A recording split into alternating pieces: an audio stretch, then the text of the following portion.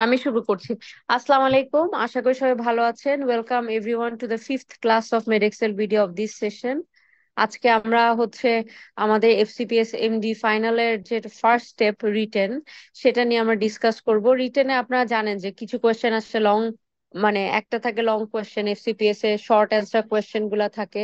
কোনটা কিভাবে লিখতে হয়, কি ভুল ত্রুটি হয়, এগুলা নিয়ে আজকে আমাদের ডিসকাশন হবে। কোয়েশ্চেন গুলা কি ফরম্যাটে হয়, অ্যান্সার কিভাবে লেখা উচিত, এগুলো নিয়ে স্টুডেন্টদের মধ্যে সবার একটা কনফিউশন অনেক সময় থাকে, কিভাবে লিখলে ভালো হয়। কারণ অনেক সময় কিন্তু আসলে রিটেনটা আমরা ঠিক মতো না গুছিয়ে লিখলে দেখা যায় প্রথম ব্যারিয়ারটাই আসলে ক্রস করা সম্ভব হয় না, যার জন্য হয়তো আপনারা মানে অস্ট্রি ভাইভাতেও আসলে অ্যালাউ হওয়া যায় না আর কি। সো রিটেনে আসলে খুব ভালো এক্সটেন্সিভ ওয়েল প্রিপারেশন দরকার। সো আমরা আজকে রিটেন নিয়ে ডিসকাস করবো। স্যার দুটো লেকচার দেখাবেন, আমাদের সাথে শেয়ার করবেন। তো আমরা উইদাউট এনি ডিলে ক্লাস শুরু করছি। এবং আজকে আমাদের সাথে ক্লাস নেবেন professor A K M Aminul Haque sir. তো আমি স্যারের কাছে হ্যান্ড ওভার করছি, স্যার। থ্যাংক ইউ দর্শক। আমাকে শোনা যাচ্ছে স্টুডেন্ট জি যারা? স্যার, শোনা যাচ্ছে স্যার। আচ্ছা, তো আজকে আমি আমার পরিচয়টা দিয়ে নিই। আমি professor of medicine, Anwar Khan modern medical কলেজে আপাতত ভিজিটিং প্রফেসর হিসেবে আছি। আর ঢাকা মেডিকেল কলেজ থেকে রিটায়ার করেছি। যাই হোক, আমার রিটেন সম্বন্ধে কিছু ধারণা থাকা উচিত, মানে কিভাবে অ্যাপ্রোচ করলে পরীক্ষাটা ভালো হয়। কারণ রিটেনের গুরুত্ব তো এখন অনেক বেশি। কোশ্চেন গুলি যেভাবে করে, আর রেজাল্টটা হলো যে 15 হলো ক্লিয়ার পাস। গ্রেডিং করে ক্লিয়ার পাস থাকলে একজন স্টুডেন্ট দুইবার পরীক্ষা দিতে পারে। তো কাজে এটার ইম্পর্টেন্স খুব বেশি। এবং কোশ্চেনের যে সিস্টেমটা, এটা একটু বুঝতে হবে। কোশ্চেনগুলি আসলে বিসিবিএস এ যারা বিসিবিএস থেকে এফসিবিএস করা, কিংবা ইউনিভার্সিটি থেকে যারা এমডি করা, তাদের কাছে কিন্তু তাদের কাছে কোশ্চেন ইনভাইট করা হয় এবং সারা দেশ থেকেই কোশ্চেনগুলি আসে। আর এই কোশ্চেনগুলি যিনি করেন, তিনি কিন্তু কোশ্চেনের একটা আনসার ওই কোশ্চেনের সাথে সাবমিট করে দেন। তাহলে যিনি কোশ্চেন করেন তার একটা চিন্তা ভাবনা আছে যে আনসারটা কি হইতে পারে। এরপরে এটা কম্পাইল করা হয় মডারেশন। মডারেশন যেনারা করেন, বেশিরভাগ ক্ষেত্রে একের অধিক লোক থাকে প্রফেসর। তারা কিন্তু ওই সারা দেশ থেকে যে কোশ্চেনগুলি আসলো, সেইগুলি থেকে ছাত্রদের জন্য কোনটা ফিজিবল, কোনটা ভালো, কোন কোশ্চেনটাতে তাদেরকে জাজ করা যাবে, এই সমস্ত বিচার বিবেচনা করে তারা একটা মডারেশন করে। এই মডারেশনের সময় কিন্তু আনসার গুলিও তারা প্লেস করে, যে কোন কোশ্চেনের কি আনসার হবে। এখানে যদি তারা প্রয়োজন মনে করে কিছু কারেকশন দিতে পারে। এরপরে আরেকটা গ্রুপ আছে, তারা দেখে যে এটা মানে ছাত্রদের জন্য কতটুকু ফিজিবল এবং তাদের জন্য এটা কতটুকু জাস্টিফাইবল। এই চিন্তা ভাবনা বলে সুপার মডারেশন। সুপার মডারেশন হওয়ার পরে ওই প্রশ্নের উপরে পরীক্ষা হয়। পরীক্ষার পরে যারা খাতা দেখেন, এরা কিন্তু আলাদা গ্রুপ অফ প্রফেসর। তাদের সাথে কিন্তু এই যে আনসার আনসার নিয়ে যেদিন খাতা দেখা হয়, তার আগেই সকালে তাদের সাথে একটা বৈঠক হয়। যারা মডারেশন করছেন তাদের সাথে ক্যালিব্রেশন বলে এটাকে, যে কি প্রেক্ষাপটে কোশ্চেনটা করা হয়েছে, কি ধরনের আনসার হইতে পারে। এক্সামিনারদেরকে যারা খাতা দেখবেন, তাদেরকে একটা ধারণা দেওয়া হয় এবং তাদেরকে আনসার একটা স্ক্রিপ্ট দেওয়া হয়। এখানে কিন্তু এক্সামিনারের কিছু স্বাধীনতা থাকে। এরকম যে যে আনসারগুলি থাকে একদম 100% যে মিলতে হবে তা কিন্তু না। যদি দেখা যায় যে স্টুডেন্টের আনসার এই আনসার শিটের কাছাকাছি যায়, কিংবা অর্থটা ঠিক আছে, তখন কিন্তু এক্সামিনার ইচ্ছা করলে মার্কিং করতে পারে। আবার যদি এরকম হয় যে কিতে নাই, কিন্তু স্টুডেন্টের আনসারটা কারেক্ট, তাহলে কিন্তু এক্সামিনার যে তার ওন ডিসক্রিপশনে সে মার্ক দিতে পারবে। তাহলে এক্সামিনারের যে খাতা দেখেন, তারও কিন্তু কিছু স্বাধীনতা থাকে, আর নিজের ওন জাস্টিসকে সে অ্যাপ্লাই করতে পারে। তাহলে সমস্ত সিস্টেমটাই আসলে স্টুডেন্টস ফ্রেন্ডলি, যে ছাত্রদের ফেভারে কিংবা পজিটিভলি এটা দেখা হয়, নেগেটিভলি দেখা হয় না। যেরকম পজিটিভ নেগেটিভের প্রশ্ন কেন আসে? মনে করো যে একটা কোশ্চেনের আনসার আছে 3টা, 5 পসিবল কজেস, 5টা কজ চাইলো, কিন্তু অনেকে দেখা যায় যে 10টা 15টা কজ দিয়ে বসে আছে। তাহলে এই যে 5টা আনসার, এটা তো এই 15টার মধ্যে আছে, বাট সে কিন্তু মার্ক পুরোপুরি পাবে না, কারণ তার যে 15টা আনসারের মধ্যে প্রথম 5টা, সেই 5টাকে কনসিডার করা হবে। সেই 5টার মধ্যে যদি আনসার কির সাথে যদি 3টা মিলে, তাহলে 60% মার্ক পাবে। 2টা মিললে 20%, 30% মার্ক পাবে, 20% মার্ক পাবে, এরকম। আহ, হয়তো দেখা যাবে যে ওই 5টার পরে কারেক্ট আনসার হয়তো রেস্ট অফ দি আনসারের মধ্যে আছে, কিন্তু এটা দেখার দায়িত্ব এক্সামিনারের না। সেজন্য যে আনসারটার পসিবিলিটি সবচেয়ে বেশি, সেটাই কিন্তু আগে লিখতে হবে। তাহলে তার মার্কিং কিংবা আনসার কারেক্ট হওয়ার সম্ভাবনা বেশি এবং মার্ক উঠবে বেশি। এইটুকু ধারণা নিয়ে লেটার স্টার্ট, যে কিভাবে কোশ্চেনগুলি সেট হয়, কিভাবে আনসারগুলি যাইতে হবে। একটা জিনিস খেয়াল রাখতে হবে, টিচাররা আনসার কি কি রাখছে এটা সম্বন্ধে কোনো সময় চিন্তা করা যাবে না। নিজের জাস্টিসকে, নিজের অ্যানালাইসিসকে, নিজের জাস্টিফিকেশনকে সামনে রেখে আনসারগুলি সাজাইতে হবে। কারণ 60% আনসার যদি ম্যাচ হয় তাহলে তো পাস হয়ে যায়। 100% ম্যাচ করার চেষ্টা করার কোনো দরকার নেই। যদি কোনোটাতে ম্যাচ হয় ভালো মার্ক উঠবে, আর যদি 100% ম্যাচ না হয়, 60% ম্যাচ হলে তো পাস হয়ে যাবে। এমনও হইতে পারে কোনো কোশ্চেনে হয়তো এটা ডিফিকাল্ট, সেখানে হয়তো ম্যাচিং হচ্ছে না, জোর করে আনসার দেওয়ার দরকার নেই। এখানে হয়তো একটু কম আসবে, আরেকটা কোশ্চেন হয়তো ভালো আসবে, তাতে অ্যাভারেজে তার পাস হয়ে যাবে। এই জন্য সবসময় চেষ্টা করতে হবে নিজের নলেজটাকে জাস্টিফাই করে আনসার পসিবল যা হবে সেটাই নিজে রিটেন হিসাবে আনসার দিতে হবে। এটা স্টার্ট। সে ফর এক্সাম্পল, মানে কিভাবে আমরা আনসার গুলিতে অ্যাপ্রোচ করি। দেন 18-year-old man is diarrhea with blood mixed stool for the duration, convulsion, scanty urine for 2 days. On examination, he was anemic, mildly icteric with rashes involving most of the limbs. Are now his investigations revealed urine RME RBC 2 plus, 80% dysmorphic RBC, creatinine 4.82 milligram per day.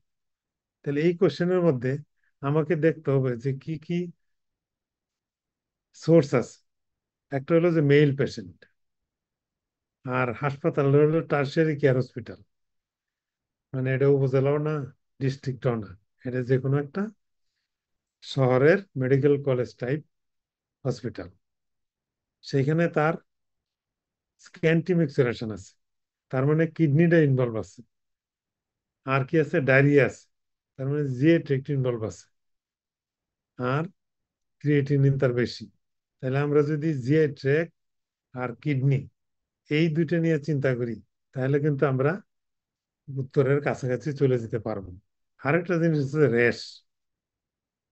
এই র্যাশগুলির সাথে আবার তার এনিমিয়াও আছে। তাহলে এনিমিয়াটা আমরা কিডনির সাথে match করতে পারি, র্যাশগুলি আমরা কিডনি অথবা কানেকটিভ টিস্যু ডিজিজের সাথে ম্যাচ করতে পারি। আর হলো ডায়রিয়াটাও আমরা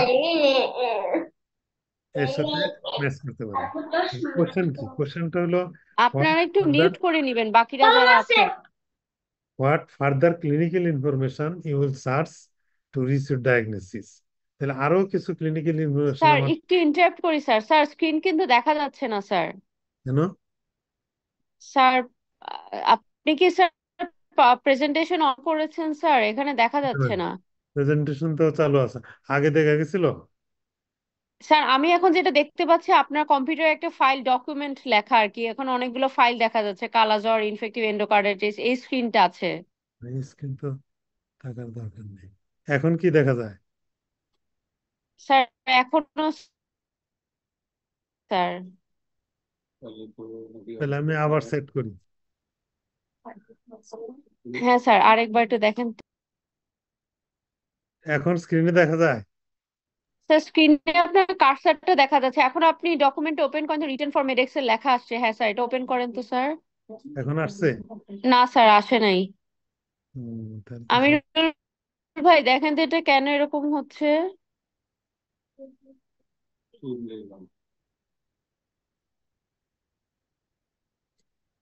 স্যার এখানে কি এখন প্রেজেন্টেশনটা ওপেন হয়েছে? আমাদের এখানে প্রেজেন্টেশন দেখাচ্ছে না স্যার।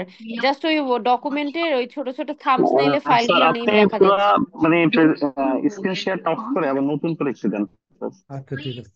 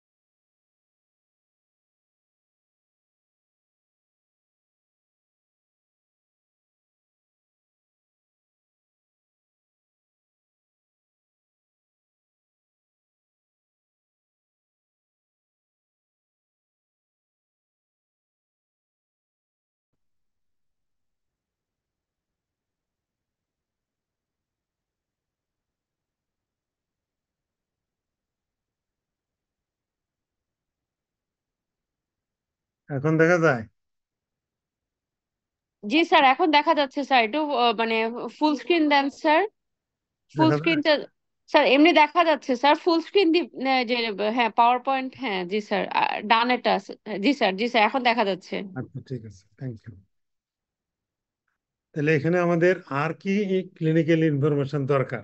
যেহেতু জিআই ট্র্যাক্ট আর কিডনি ইনভলভ, তাহলে আমি দেখতে পারি যে কিডনির সাথে এনিমিয়া ইনভলভ আছে।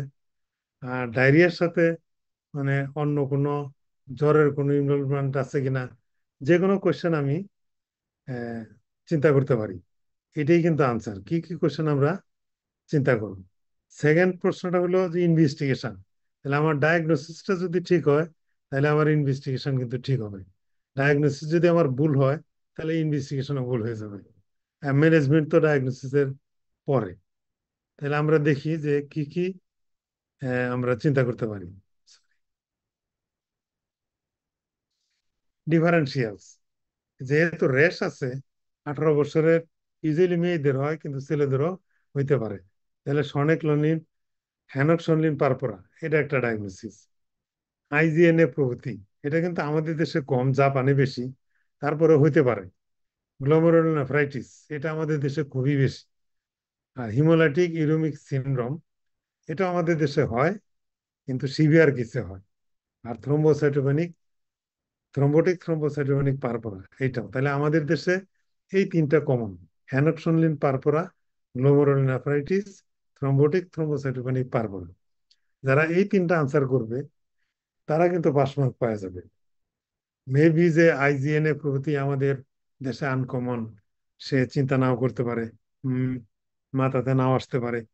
হিমোলাইটিক ইউরেমিক সিনড্রোম, এটা আসার কথা, কারণ এটা সিএলডি তো আমরা পাই, সিভিয়ার সেপ্টিসিমিক শকে পাই, নানান ইস্যুতে আমরা এগুলি পেয়ে থাকি। আর ডায়রিয়া যদি তার বেশি হয়, তাহলে তার ফ্লুইড কমে যাবে। কমে গেলে সেটাও কিডনিকে এফেক্ট করতে পারে। সেই জন্য তার ক্রিয়েটিনিনটাও বেশি থাকতে পারে। তাহলে এই পাঁচটা ডায়াগনোসিস আমরা যদি মাথায় রাখি, তাহলে ইনভেস্টিগেশন কি করব? ইনভেস্টিগেশন কিডনি রিলেটেড, এটা তো আমার ইউরিন করতে হবে, ক্রিয়েটিনিন করতে হবে। গ্লোমেরুলোনেফ্রাইটিস, সেইখানে আমার দেখতে হবে যে আরবিসি আছে কিনা। আর হিমোলাইটিক ইউরেমিক সিনড্রোম, এখানে দেখতে হবে যে তার মানে শকের কোনো অন্য কোনো ফাইন্ডিংস আছে কিনা। পারফোরার জন্য আমরা দেখতে পারি যে সিবিসি, প্লেটলেট, এই জিনিসগুলি আমাদের আসবে। আমি সিস্টেমেটিক ওয়েতে যদি যাই, তাহলে দেখা যাক কি কি ইনভেস্টিগেশন আসে। আচ্ছা, ক্লিনিক্যাল ইনফরমেশনের মধ্যে যেরকম বলছিলাম, fever, diarrhoea, fever related chills rigors আছে কিনা, টেম্পারেচারটা কত, বেশি টেম্পারেচার না কম টেম্পারেচার। আবার ডায়রিয়ার সাথে আমরা দেখতে পারি যে তার অ্যাবডোমিনাল পেইন ছিল কিনা, স্ক্যান্টিমিক সিরেশন, এটা পাফি ফেস আছে কিনা, ইডিমা আছে কিনা, অ্যাবডোমিনাল সোয়েলিং, সেইগুলি আমরা দেখতে পারি। Rash over buttock, lower limb, হেনপসন পারবারাতে লোয়ার লিম্বে এই র্যাশগুলি বেশি থাকে। অনেক সময় জয়েন্ট পেইন থাকে। আর যেহেতু তার রেনাল ইনভলভমেন্ট আছে, বয়স কম হলেও হাইপারটেনশন থাকতে পারে। সোর থ্রোট আর স্কিন ইনফেকশন, এটার হিস্ট্রি থাকতে পারে, যেহেতু আমরা গ্লোমেরুলার চিন্তা করতেছি। তাহলে এই ক্লিনিক্যাল ইনফরমেশনগুলি আমাদের দরকার। এর মধ্যেই আনসার স্ক্রিপ্টে হয়তো মিলবে। তাহলে ইনভেস্টিগেশন কি? ইনভেস্টিগেশন যেহেতু তার এনিমিয়া আছে, আমরা সিভিয়ারিটি এনিমিয়া দেখার জন্য একটা সিবিসি করব। যেহেতু তার ডায়রিয়া আছে, তার একটা আর্মি করে দেখবো যে এখানে কোনো পার্সেল আছে কিনা। যেহেতু তার বিলিরুবিন বেশি, তাহলে বিলিরুবিন, এসজিপিটি, লিভারটা ইনভলভ আছে কিনা। আলট্রাসোনোগ্রাম, লিভার, কিডনি সবই আসবে। 24 আওয়ার্স ইউরিনারি টোটাল প্রোটিন, এইটা আমরা হয়তো একটু পরে দেখলেও হবে, কিন্তু দেখতে হবে। এটা যেহেতু ইডিমার সাথে একটু কনফিউশন হতে পারে। যদি মেসি প্রোটিনুরিয়া হয়, তখন অনেক সময় পায়ে, পেটে, মুখে ইডিমা হইতে পারে। আর ফাইনাল ডায়াগনোসিস করার জন্য এটা কি আইজিএনএ প্রভৃতি নাকি গ্লোমেরুলার, সেটাকে ডিফারেন্সিয়েট করার জন্য ফাইনালি তার লিভার বায়োপসি করতে হবে। তাহলে এখন ম্যানেজমেন্টটা ইজি হয়ে গেল। কিরকম? সিমটোমেটিক ম্যানেজমেন্ট, আমার জ্বর আছে, জ্বরের চিকিৎসা দিতে হবে। ডায়রিয়া, প্যারাসিটামল, ডায়রিয়া আছে, ডায়রিয়ার জন্য ফ্রিকোয়েন্সি যাতে তার কমে, ওষুধ দিতে পারি। এনিমিয়া কারেকশন করতে হবে। এটা যে যদি ক্রনিক হয়, যদি এই ক্রিয়েটিনিনটা বেশি থাকে, দেন আমরা এই ইরাথ্রোপোয়েটিন দিয়ে ট্রাই করতে পারি। অথবা যদি গরিব পেশেন্ট হয়, সেই ক্ষেত্রে আমরা ব্লাড দিয়েও আমরা এটাকে কারেকশন করতে পারি, যেহেতু ইরিথ্রোপয়েটিনের দাম বেশি। রেনাল রিপ্লেসমেন্ট থেরাপি, যদি ক্রিয়েটিনিন লেভেল বেশি হয় আর আমরা অন্যভাবে ম্যানেজ না করতে পারি, দেন তার ডায়ালিসিস দরকার পড়বে। যেহেতু জ্বর আছে, আমরা দেখবো যে কোনো অ্যান্টিবায়োটিকের দরকার আছে কিনা। তাহলে এইগুলি আমার রেশনালি আমি আনসার করব। তারপরে আনসার স্ক্রিপ্টের সাথে দেখা যাবে যে ম্যাক্সিমামই আমাদের মিলে গেছে। তার মানে our approach should be rational. এটা একটা, এগুলি থিওরিটিক্যাল। আর রিটেনের কোশ্চেন কোত্থেকে হয়, এটাও কিন্তু একটু খেয়াল রাখতে হবে। যে লং কেস যেগুলি আছে, শর্ট কেস যেগুলি আছে, এইগুলি বেশিরভাগ ক্ষেত্রে রিটেন কোশ্চেনে দেয় না। কারণ হলো এটা তো জাজ করার জন্য আলাদা ফিল্ড আছে। তারপরে স্পটিং যেগুলি আছে, সেগুলিতেও কিন্তু অস্কিতে যা থাকে, সেগুলো কিন্তু রিটেনে খুব একটা থাকে না। কাজে এরকম কিছু কিছু কোশ্চেন আছে যেটা একদম থিওরিটিক্যাল, সেই কোশ্চেনও কিন্তু রিটেনে প্লেস করতে পারে। কাজে এইগুলিও পড়তে হবে। লেটেস্ট জার্নালে কি আছে, কিংবা একটা চ্যাপ্টারের মধ্যে একটা ইস্যু, বাট এটা প্র্যাকটিক্যালি কম লাগতেছে, থিওরিটিক্যালি জানা দরকার, সেই সমস্ত ইস্যুর উপরেও কিন্তু কোশ্চেন দিবে। Premarital screening is in important issue. What is premarital screening? What are the components of it? Enumerate its benefit in our perspective. এটা আসলে একটা সেন্সিটিভ ইস্যু। আমাদের দেশে কিন্তু এটা খুব একটা সম্ভব না, কিন্তু বিদেশে এটা ইজি। এই জন্য তারা এই কোশ্চেনটা মানে ডিসকাস করে, বইও লেখা আছে। কিরকম? এরা বেশিরভাগ ক্ষেত্রে তাদের যে কনজেনিটাল ডিজিজগুলি আছে, এই ডিজিজগুলিতে ক্লিনিক্যালি কোনো পেশেন্ট আসলেই তারা একটা পেডিগ্রি চার্ট করে রাখে, যে অতীতে তাদের কার কার এই ইনভলভমেন্টটা ছিল, আর ভবিষ্যতে কার কার ইনভলভমেন্ট হইতে পারে। এবং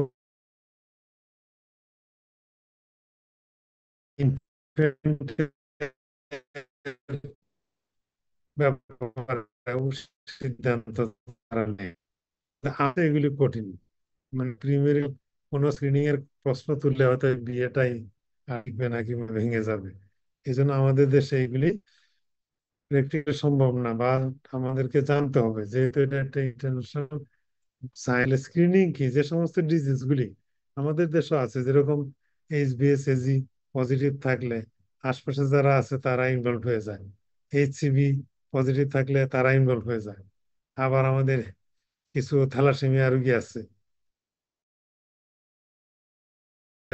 আছে, অনেকগুলি ডিজিজ আছে আমার, যেগুলি যদি ম্যারিজ আত্মীয় স্বজনের মধ্যে হয়, কিংবা একজন, কিংবা যতটুকু সম্ভব বন্ধ করা যায়, তাহলে এই ভবিষ্যতে এই সমস্ত অসুখগুলি কম হবে। এটি হলো প্রিমেরিটাল স্ক্রিনিং এর পারপাস।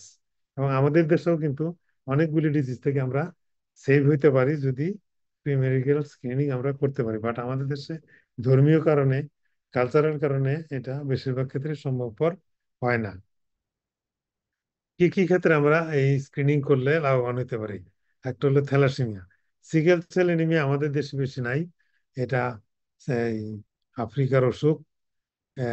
ওদের দেশে এটা বেশি লেগ আলসার নিয়ে প্রেজেন্ট করে, এবং ইস্কিমিয়ার কারণে আর বেসিক্যালি সিকেল সেল হয়ে যায়। এগুলি যখন নেরো ভেসেল দিয়ে পাস করে তখন ভেসেলগুলি রাপচার হয়ে যায়, হওয়ার পরে একটা আলসার তৈরি হয়। এটা আমাদের দেশে কম। কিন্তু hepatitis B virus, hepatitis C virus, এটা তো আমাদের দেশে বারো মাসেই আছে।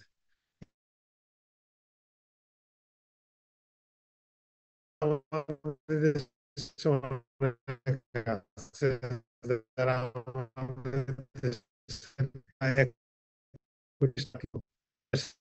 অনেক সময় সেক্সুয়াল এক্সপোজারে তারা অভ্যস্ত হয়ে যায়, কিংবা ভোকেশনাল এক্সপোজারে যায়। সেই কারণে তাদের আমরা বিদেশ ফেরত কোনো ক্রনিক ডিজিজ আসলে আমরা এইচআইভি টেস্ট করি। কিন্তু এটাও একটু সমস্যা, এটা ইনফর্ম কনসেন্ট নিয়ে টেস্ট করতে হয়। তো এটা অনেকে অ্যাপ্রোচ করলে তারা আনইজি ফিল করে। তারপরেও চেষ্টা করতে হবে, যদি এইচআইভি রিলেটেড কোনো ডিজিজ থাকে সেই ক্ষেত্রে তাকে টেস্ট করে তাকে চিকিৎসা দিতে হবে। হিমোফিলিয়াও আমাদের দেশে অনেক। তো হিমোফিলিয়া যেহেতু আর্লি এজে ম্যানিফেস্টেশন হয়, তো এটা এমনিতেই জানা যায়। থ্যালাসেমিয়া আর হিমোফিলিয়া ওই পেশেন্ট দেখলেই বোঝা যায়, এটা অত স্ক্রিনিং এর দরকার পড়ে না। টেস্ট আমরা কি করতে পারি? সিবিসি আমরা করতে পারি। সিবিসি তে আসলে ওভারঅল হেলথ সম্বন্ধে, সে কি ইল হেলথ নাকি তার একটা নর্মাল হেলথ, এটা সম্বন্ধে আমরা একটা আইডিয়া পাই। ব্লাড গ্রুপ, ব্লাড গ্রুপটা জানতে হবে। এবিও এবং আরএইচ টাইপিং, আরএইচ টাইপিং তো খুবই ইম্পর্টেন্ট।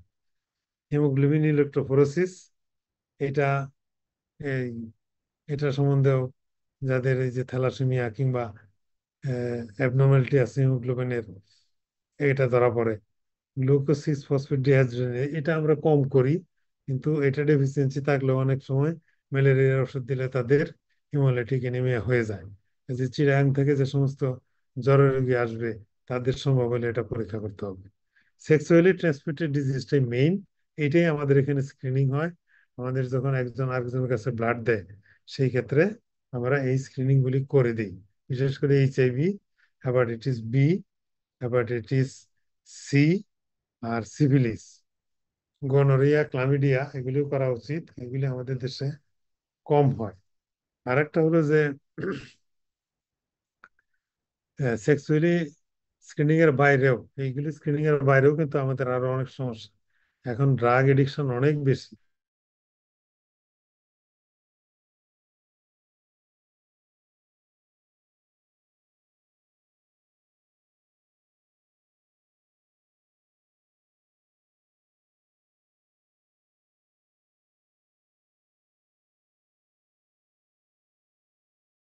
অনেক ক্লিনিশিয়ান ইফ উই ফেস, তাহলে আমাদের করা উচিত, জানা থাকা উচিত।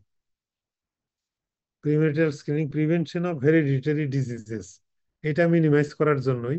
কারণ একটা হেরিডিটারি ডিজিজ নিয়ে একটা বাচ্চা একটা ফ্যামিলিতে থাকলে লাইফ লং সাফারিংস, এই লাইফ লং সাফারিংস থেকে বাঁচার জন্য, যদি কেউ মনে করে যে প্রেগনেন্সি অবস্থায়, আর্লি অবস্থায় যদি এটা ধরা যায়, অনেক সময় ইন্ট্রাইউটেরিন লাইফেও অনেক ডিজিজ ডায়াগনোসিস করা যায়। এবং তখন যদি আমরা অপশন দিই, হাজব্যান্ড ওয়াইফ যদি এগ্রি করে এরকম একটা ডিসএবিলিটেটিং বাচ্চা, এটা সে নিবে কি নিবে না, কিন্তু যদি তারা এগ্রি করে তাহলে কিন্তু বাচ্চা নিতে হবে। আর যদি তারা উইলিংলি মনে করে যে এটা টার্মিনেট, তাহলে টার্মিনেট করতে পারে। তো আগেই যদি আমরা প্রিভেনশনে যাইতে পারি, তাদের ম্যারেজটাকে আমরা কমাইতে পারি, তাহলে এই অসুখগুলির সমস্যা কম হবে।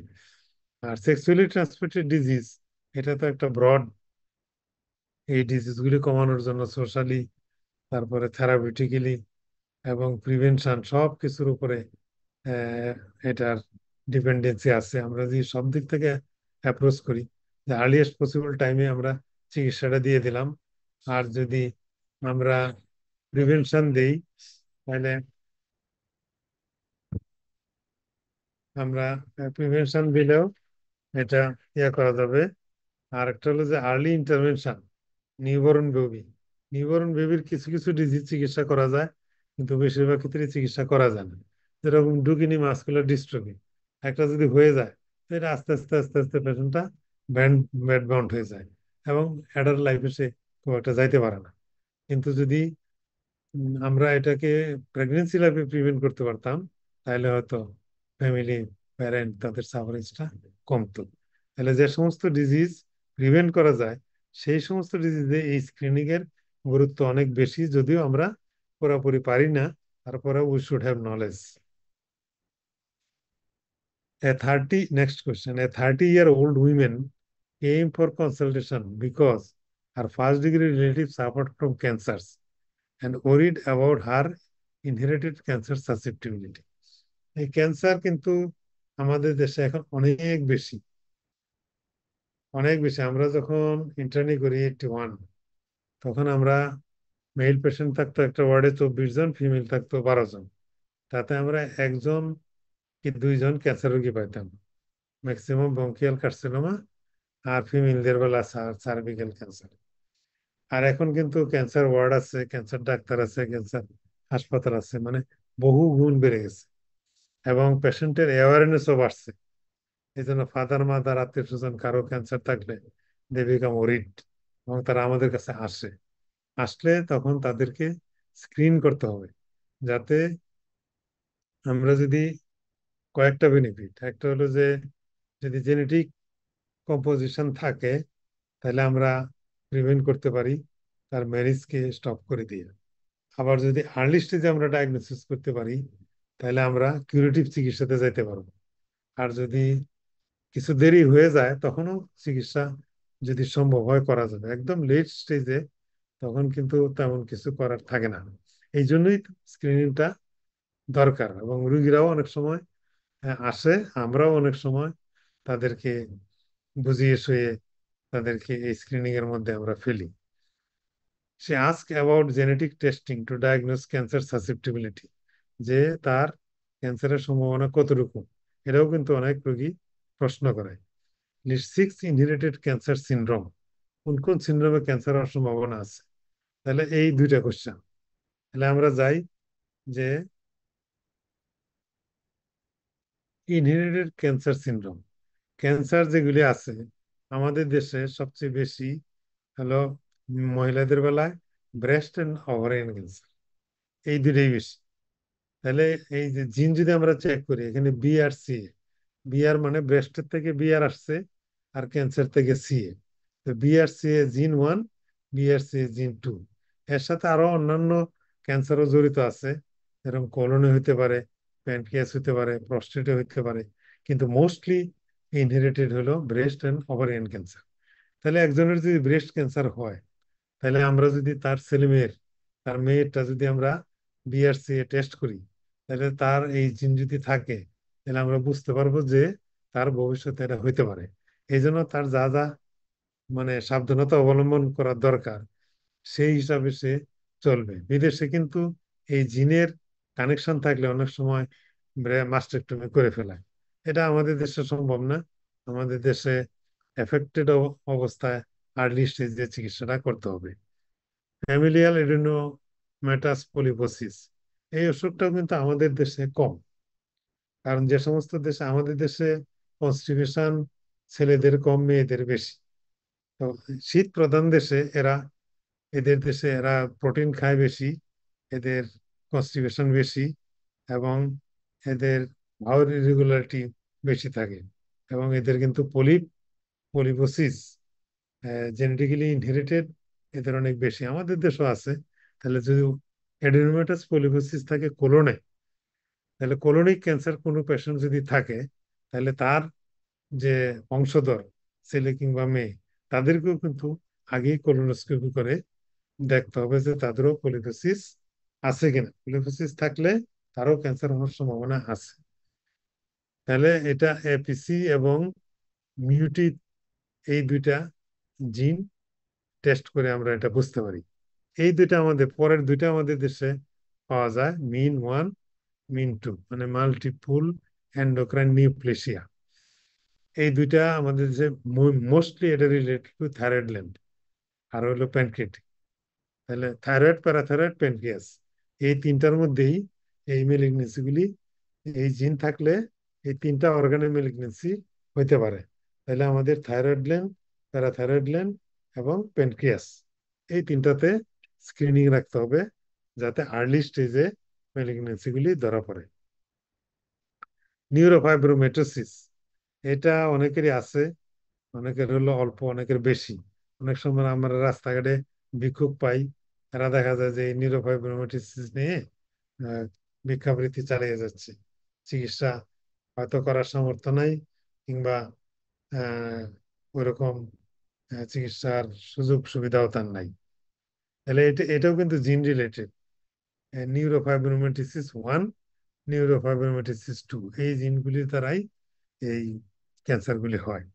প্রস্টেট ক্যান্সারে, প্রস্টেট ক্যান্সারে জেনেটিক ইনভলভমেন্ট আছে, কিন্তু প্রস্টেট ক্যান্সারটা এল্ডারলি ডিজিজ। এটা ইউজুয়ালি 50-60-এর পরে হয়, এবং আরো মার্কার আছে যেগুলো দ্বারা আমরা বুঝতে পারি যে প্রস্টেট স্পেসিফিক অ্যান্টিজেন। কিন্তু এই জিনটা যদি আগে ট্রেস করা যায়, এইচপিসি ওয়ান, তাহলে তার ফলো আপটা, যেরকম 6 মাস পরে পরে আমরা ফলো আপ করে দেখলাম, 3 মাস পরে পরে ফলো আপ করে দেখলাম, কিংবা 1 বছর পরে পরে ফলো আপ করে দেখলাম, আলট্রাসোনোগ্রাফি করে, পিআর করে। তো এইগুলি আমরা আর্লি স্টেজে যদি তার ডায়াগনোসিস হয়, তখন চিকিৎসাটা ইজি। রেটিনোব্লাস্টোমা, এইটা অনেক সময় আর্লি স্টেজে হয়ে যায়। রেটিনোব্লাস্টোমা, এটাও জেনেটিক প্রিডিসপোজিশন আছে। এটা চোখের এই টিউমারটা হয়। এটা ইউজুয়ালি অপথলমোলজিস্টরা এটা ডায়াগনোসিস করে, এবং তারাই এটার চিকিৎসা করে। বেশিরভাগ ক্ষেত্রে, অনেক ক্ষেত্রে চোখটাকে সেভ করা যায় না, তারপরেও এটা আর্লি ডায়াগনোসিস হলে তখন চিকিৎসাটা ইজি হয়। How would you assess the need of rehabilitation in elderly patient? What should we keep in mind before setting goal or rehabilitation আগের process? আগের কোশ্চেন একটা কোশ্চেন ছিল আমার। কোশ্চেনটা লিখে রাখেন, পরে আমরা অথবা বলে ফেলেন দেখি। আচ্ছা ঠিক আছে বলবেন? স্যার, আমার কোশ্চেনটা হচ্ছে যে যেমন জি, মেন টু বলেন। এর জন্য দায়ী হচ্ছে যে রেড জিনটা।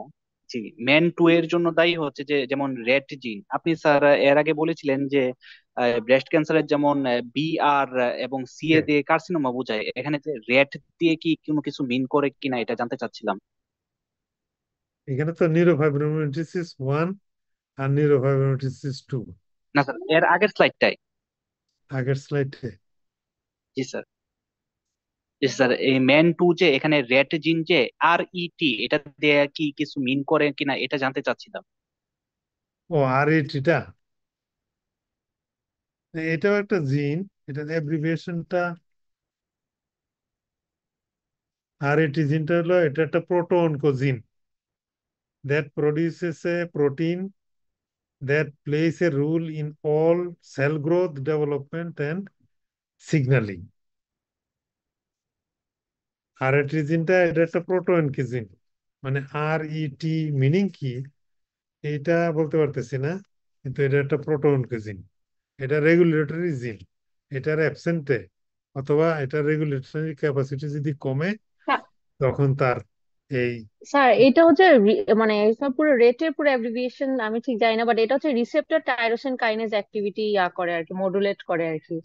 রিসেপ্টর টাইরোসিন কাইনেজ মনে হয় ওইখান থেকে কিছু আর কি নাম হয়ে রেট আসছে আর কি, আরইটি। দিতে পারে।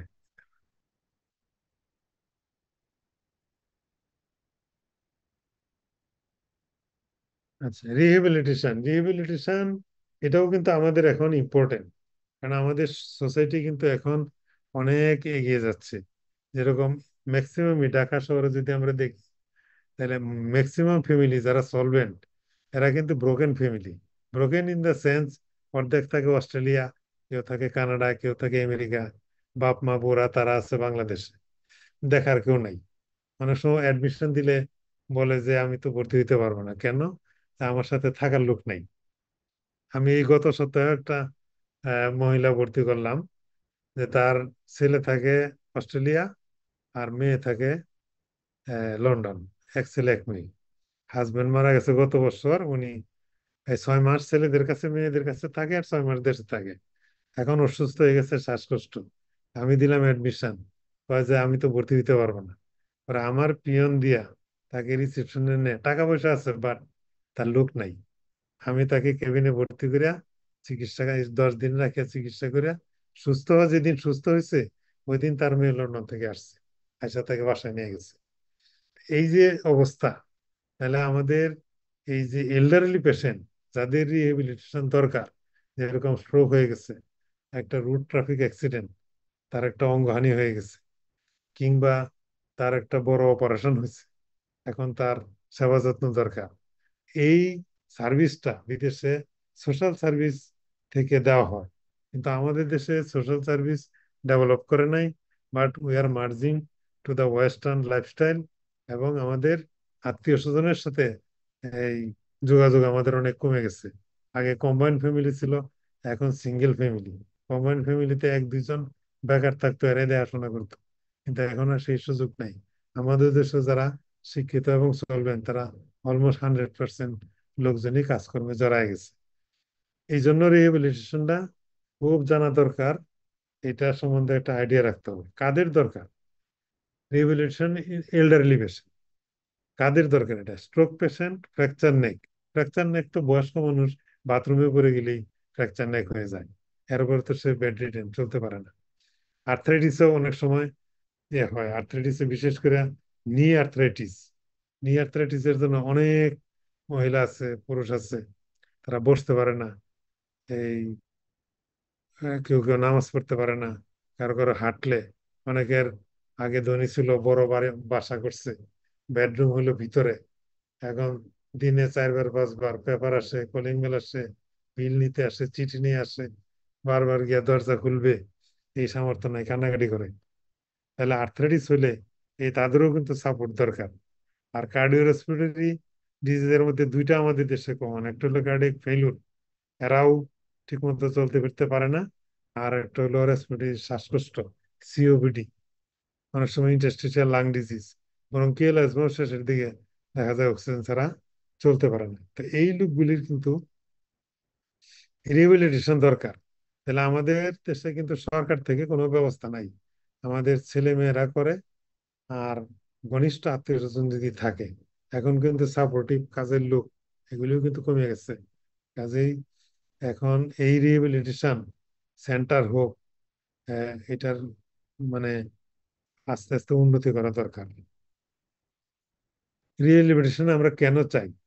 ফিজিক্যাল ফাংশন প্রথমে চেষ্টা করতে হবে, তাকে ইন্ডিভিজুয়ালি স্বাবলম্বী করা, সে যাতে নিজেরটা চলতে পারে। মানে তার খাওয়া দাওয়া, তার গোসল, তার ওষুধ, তার চিকিৎসা, এই কয়েকটা জিনিস। শেষ বয়সে তার বেশি কিছু দরকার নাই, তখন তার অ্যাম্বিশন থাকে না, নিজের জীবনটা যাতে সে মেনটেন করতে পারে। প্রথমে এটা চেষ্টা করতে হবে। যদি না হয়, তাহলে তার সোশ্যাল হেল্প নিতে হবে। অনেক সময় অনেকে বলে যে বৃদ্ধাশ্রমে দিলে ছেলে মেয়েদেরকে অনেক সময় অনেকে সমালোচনা করে, কিন্তু অনেকের এমন পরিস্থিতি যে বাসায় একা একা থাকলে এর যে অনিশ্চয়তা, কখন বাসায় মারা যাবে, কখন মরে পড়ে থাকবে, সারাদিন একটা মানুষের সাথে কথা বলতে পারে না, সেইগুলি চিন্তা করলে তার কিন্তু বৃদ্ধাশ্রম কিন্তু বেটার। কারণ ওইখানে তার বয়সী আরো লোকজন আছে, সে কথা বলতে পারে, চলতে ফিরতে পারে। তারপরে মৃত্যু তো সবারই আছে, তখন না হয় একটা। কাজে এই সোশ্যাল ফাংশন, সোশ্যালি যত দিন পারা যায়, আমাদের সোশ্যাল তো মিডিয়া আছে, এখন টেলিফোনে কথা বলা যায়, ভিডিওতে কথা বলা যায়, এইগুলিও চালু রাখতে হবে। সো সে দূর দূরান্তে ছেলে মেয়ে থাকলেও তাদের সাথে যাতে কমিউনিকেশন সে রক্ষা করতে পারে। তা না হলে কিন্তু তার সাইকোলজিক্যালি সে দুর্বল হয়ে যাবে, মন খারাপ থাকবে, সে ডিপ্রেশনে চলে যাবে। ডিপ্রেশনে গেলেই কিন্তু তখন সুইসাইডাল টেন্ডেন্সিটা আসে। তাহলে তাকে প্রথমে ফিজিক্যালি ফিট রাখার চেষ্টা করতে হবে, যদি সম্ভব হয় সোশ্যাল সাপোর্ট দিতে হবে, আর তাকে মেন্টাল পিস যাতে তার থাকে সেই চেষ্টা করতে হবে। Next question, 55-year-old women is on rivaroxaban for the mitral valve disease with atrial fibrillation. এই রিভারক্সাবানটা কিন্তু করোনার সময় সবচেয়ে বেশি ইউজ হয়েছে। যদিও এটা atrial fibrillation ইউজ করা যায়, আমরা কিন্তু মানে এটা আগে ইউজ করতাম কম। যাই হোক, এখন এটা চালু হয়ে গেছে করোনার পর থেকে। কাজে এটার তোমার রিস্ক কি আছে সেটা জানতে হবে। How do assess bleeding risk for her, if bleeding starts, how would you treat her? এটা একটা থিওরিটিক্যাল কোশ্চেনই। তাহলে আমরা রিভারক্সাবেন সম্বন্ধে যদি ধারণা থাকে তাহলেই কিন্তু এই আনসারটা করা যাবে, আর না হলে কিন্তু আনসারটা করা কঠিন। তাহলে এরকম একটা দুইটা ড্রাগের উপরে কোশ্চেন কিন্তু আসতে পারে। এই জন্য লেটেস্ট ড্রাগ কিংবা চালু ড্রাগ কিংবা রিয়ার ড্রাগ, অথবা জার্নাল ক্লাবে ডিসকাশন হয়েছে কোনো মেডিকেল কলেজে কিংবা কোনো ইনস্টিটিউটে, সেরকম একটা ড্রাগ হয়তো দিয়ে দিতে পারে। এই জন্য লেটেস্ট ড্রাগগুলোর সম্বন্ধে একটু আইডিয়া রাখতে হবে, তাহলে আনসার করা যাবে। রিভারক্সাবেন, এটা oral anticoagulant which is used in atrial fibrillation and other thrombotic conditions to prevent ischemic stroke and emboli. Thrombotic কন্ডিশনে এটা করোনার সময় বেশি ইউজ হয়েছে। এটা safer than warfarin but may cause bleeding, severe internal bleeding. Bleeding হলে বেশি bleeding হবে যদি আদার ফ্যাক্টর অ্যাসোসিয়েটেড থাকে। তাহলে আর্লি স্টেজে যদি আমরা এটা ডায়াগনোসিস করতে পারি তাহলে তোমার এটা চিকিৎসা করা সহজ হবে। We can use has bleeding risk scoring system. এই স্কোরিং সিস্টেম কিন্তু আমরা আসলে করি না। আমরা ব্লিডিং দেখি তার হিস্ট্রি দেখে, তার পালস দেখে, তার বিপি দেখে, এবং অর্গান ইনভলভমেন্ট, কোন অর্গান থেকে ব্লিডিং হচ্ছে, নাক দিয়া, চোখ দিয়া, মুখ দিয়া, হোয়াটসঅ্যাপ পায়খানার সাথে, সেটার উপরে আমরা করি। হ্যাজ ব্লিড এটা স্কোরিং সিস্টেম আছে, but we usually don't not practise. If bleeding starts, we have to stop rivaroxaban. Later on can suggest alternative oral antibiotic. তাহলে প্রথমেই অ্যান্টিকোয়াগুলেন্টটা বন্ধ করে দিতে হবে। বন্ধ করে দিয়ে আমাদের আসলে ব্লিডিংটা কন্ট্রোলে আনতে হবে। দেন যদি সিচুয়েশন পারমিট করে, যদি মনে হয় সে ওভার ডোজ গেছে, যদি মনে হয় বেশি ডোজে অনেকদিন খেয়ে গেছে, এরকম যদি কোনো মিস্টেক থাকে তাহলে কারেকশন করতে হবে। দেন এগেন রিভারক্সাবেন আমরা চালু করতে পারি। আর যদি দেখা যায় না, ডোজ ডিউরেশন সবই ঠিক আছে বাট ব্লিডিং হচ্ছে, then we should go for another anticoagulant. What are the causes of intravascular hemolysis? How would differentiate intravascular hemolysis from extravascular? এটা কিন্তু আমাদের সবসময় খেয়াল রাখতে হবে। এটা কিন্তু পার্ট ওয়ানেও এটার উপরে কোশ্চেন থাকে, ফিজিওলজিতে তো থাকেই। এটা সম্বন্ধে একটা ধারণা রাখা হতো। গ্রস ধারণা হলো যে ইন্ট্রাভাস্কুলার হিমোলাইসিস মানে সার্কুলেশনের ভিতরে যত হিমোলাইসিস হবে সবই ইন্ট্রাভাস্কুলার। আর স্প্লিন সিকুয়েস্ট্রেশন করে এবং lymphatic system, lympho reticular system সুইচ করে যে হিমোরিস্টটা করবে সেটা এক্সট্রাভাস্কুলার। এই গ্রস দুইটা সেপারেশন করে রাখলে বাকিগুলি কিন্তু আস্তে আস্তে ম্যাচ করা যাবে। যেরকম ইন্ট্রাভাস্কুলার হিমোলাইসিস এটা হলো সার্কুলেশনের ভিতরে। তাহলে কি কি হয়? অ্যাভিও ট্রান্সমিশন রিয়েকশন, এটা আমরা অনেক সময় ব্লাড দেওয়ার সময় অনেক সময় ম্যাচিং ঠিক মতো হয় না, অনেক সময় আমাদের ভুল হয়ে যায়, ভুল তো হইতেই পারে। আবার অনেক সময় ব্লাড ব্যাংক থেকেও ভুল করে, তারা হয়তো একজনের ব্লাডটা আরেকজনের দিয়ে দিচ্ছে। আমরা যদি ট্রান্সফিউশন দেওয়ার সময় ঠিক মতো ওই ব্যাগের উপরে যে লেখাটা থাকে আর পেশেন্টের নোটটা যদি আমরা না মিলাই তাহলে এই সমস্যা হয়ে যেতে পারে। এটা সাবধানতার অভাব হইতে পারে, এটা কেয়ারফুল থাকতে হবে। প্যারক্সিসল নকটার্নাল হিমোগ্লোবিন এটা অকেশনালি হয়, এবং এটাও কিন্তু আমরা সহজে অনেকে ডায়াগনোসিস করতে পারে না। একটা সহজ সিমটম সাইন মনে রাখতে হবে, রুগী যদি রক্ত প্রস্রাব করে এবং অকেশনালি হঠাৎ হঠাৎ, তাহলে মনে রাখতে হবে এটা পিএনএস হওয়ার সম্ভাবনা আছে। ইনফেকশনের বেলায় ম্যালেরিয়া, ক্লস্ট্রিডিয়াম পারফিউজেন্স এটা আমাদের দেশে কম, আমাদের দেশে ক্লোস্ট্রিডিয়াম ওয়েলসাই বেশি। তাহলে ম্যালেরিয়াতে অনেক সময় গ্লুকোজ সিক্স ফসফেট ডেফিসিয়েন্সি থাকলে ম্যালেরিয়া অ্যান্টিম্যালেরিয়াল দিয়ে দিলে অনেক সময় হিমোলাইসিস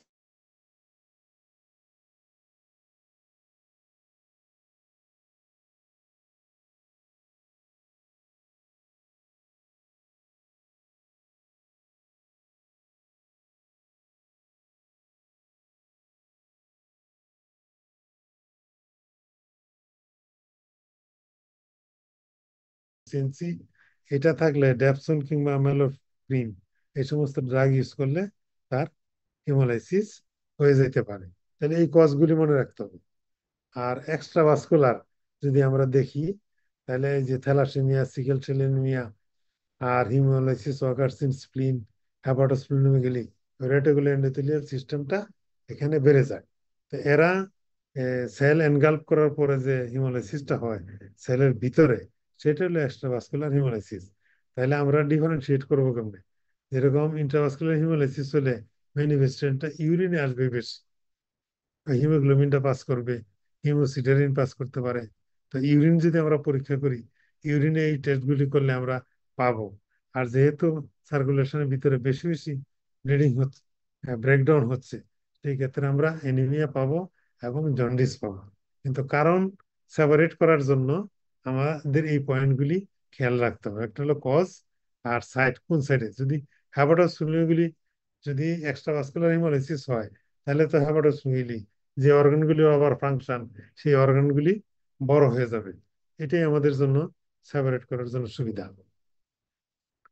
ইন্ট্রাভাস্কুলার হিমোলাইসিস আরো কিছু সমস্যা হয়, যেরকম এটা যদি অ্যালুমিনের সাথে হিমোগ্লোবিনটা ম্যাচ করে তাহলে ম্যাথ হিমোগ্লোবিন হয়। হ্যাপ্টোগ্লোবিনের সাথে কম্বাইন করলে হ্যাপ্টোগ্লোবিন কনসেন্ট্রেশন কমে, হিমোপ্যাক্সিন কনসেন্ট্রেশন কমে। এগুলি আমরা সচরাচর ইনভেস্টিগেশন করি না, বাট থিওরিটিক্যালি জানা থাকলো যে এই প্যারামিটারগুলি যদি প্রয়োজন হয় তাহলে করা যাবে। তা আমাদের প্রথম ক্লাসটা শেষ, প্রায় 1 ঘন্টার মতো। এখন আমি ওই সেকেন্ড ক্লাসটাতে যাচ্ছি।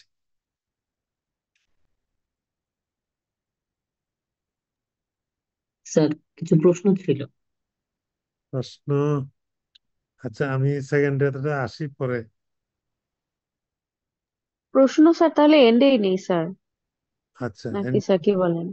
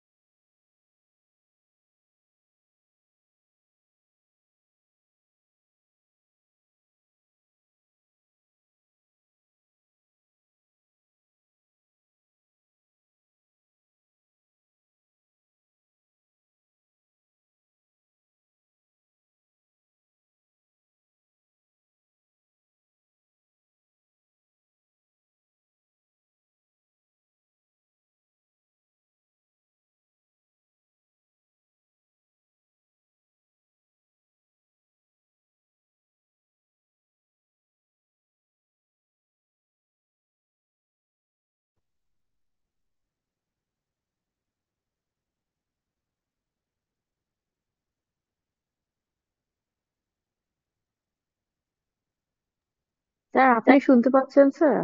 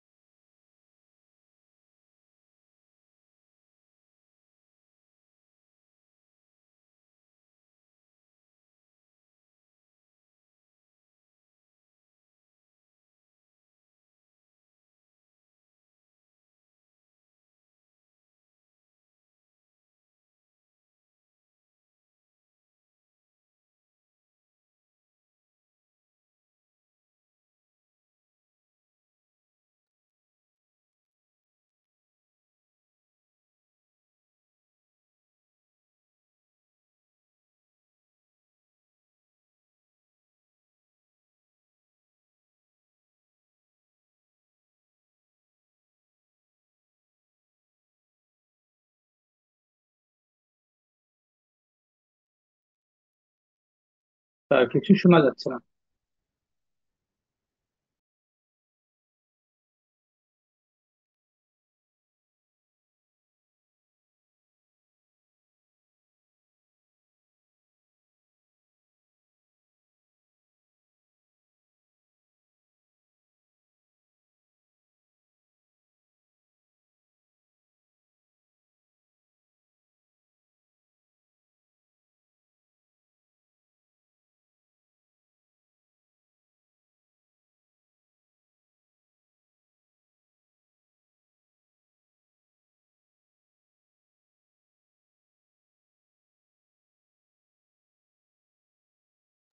আমিনুল ভাই, কি মানে কি হলো স্যারের ইয়াতে বলেন তো? স্যার, কথা কি শোনা যাচ্ছে স্যার?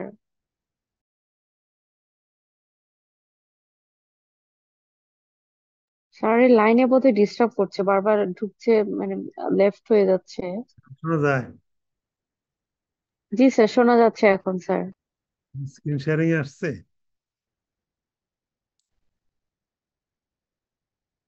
না স্যার, আসেনি এখনো। আসে নাই না?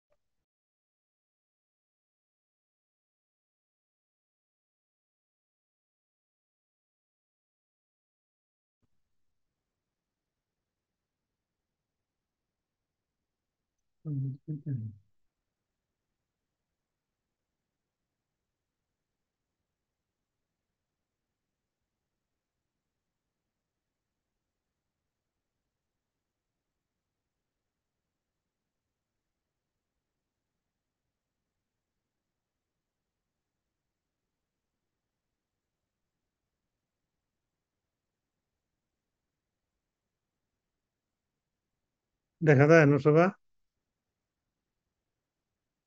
হ্যালো?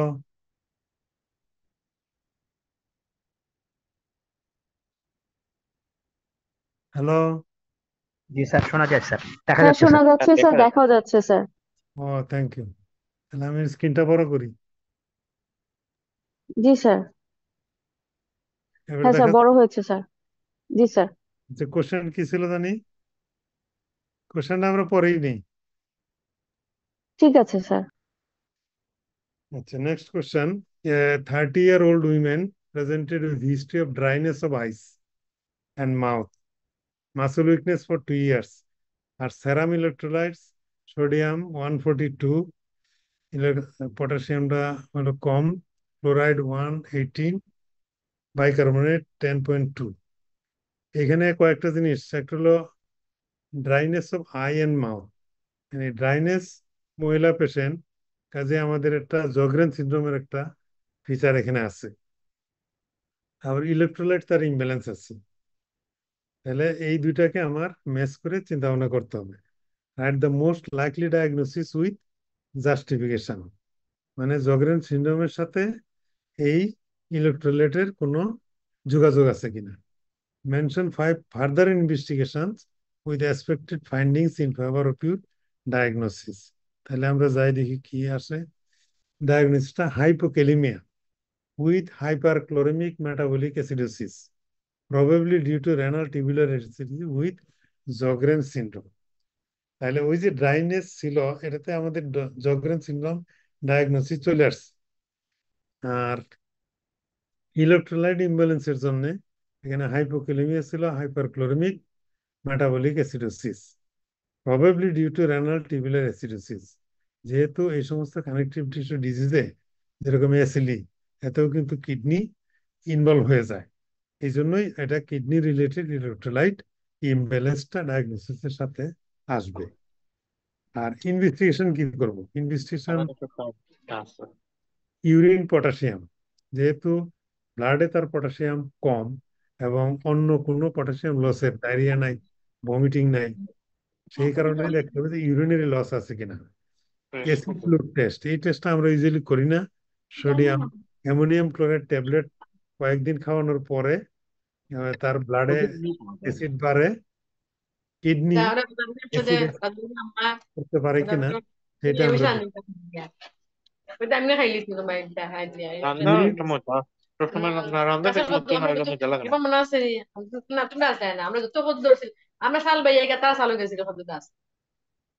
মিউট করে নিয়ে শুনলে ভালো।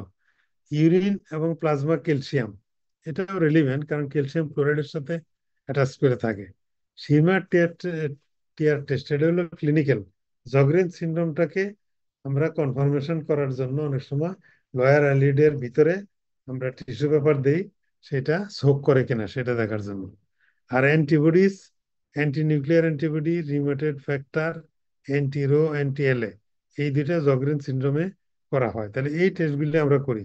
এখন অ্যান্টিবডিজ এভাবে আলাদা আলাদা না করে এখন ব্যাটারি অ্যান্টিবডি টেস্ট আছে, অথবা প্যানেল টেস্ট বলে, সেইটা দিয়ে দিলে হয়। A 30-year-old woman presented with cold intolerance, decreased libido. তাহলে কোল্ড ইন্টারেন্স ডিক্রিজ লেভেলে থাকলে আমরা মনে করি যে উইমেনের ক্ষেত্রে এটা হাইপোথাইরয়েডিজমের দিকে যাবে। She gave history of prolonged labor during her last postpartum hemorrhage, 3 units of blood transfusion. তার ম্যাসিভ হিমোরেজ হয়েছে। তাহলে হিমোরেজ হলে কি হয়?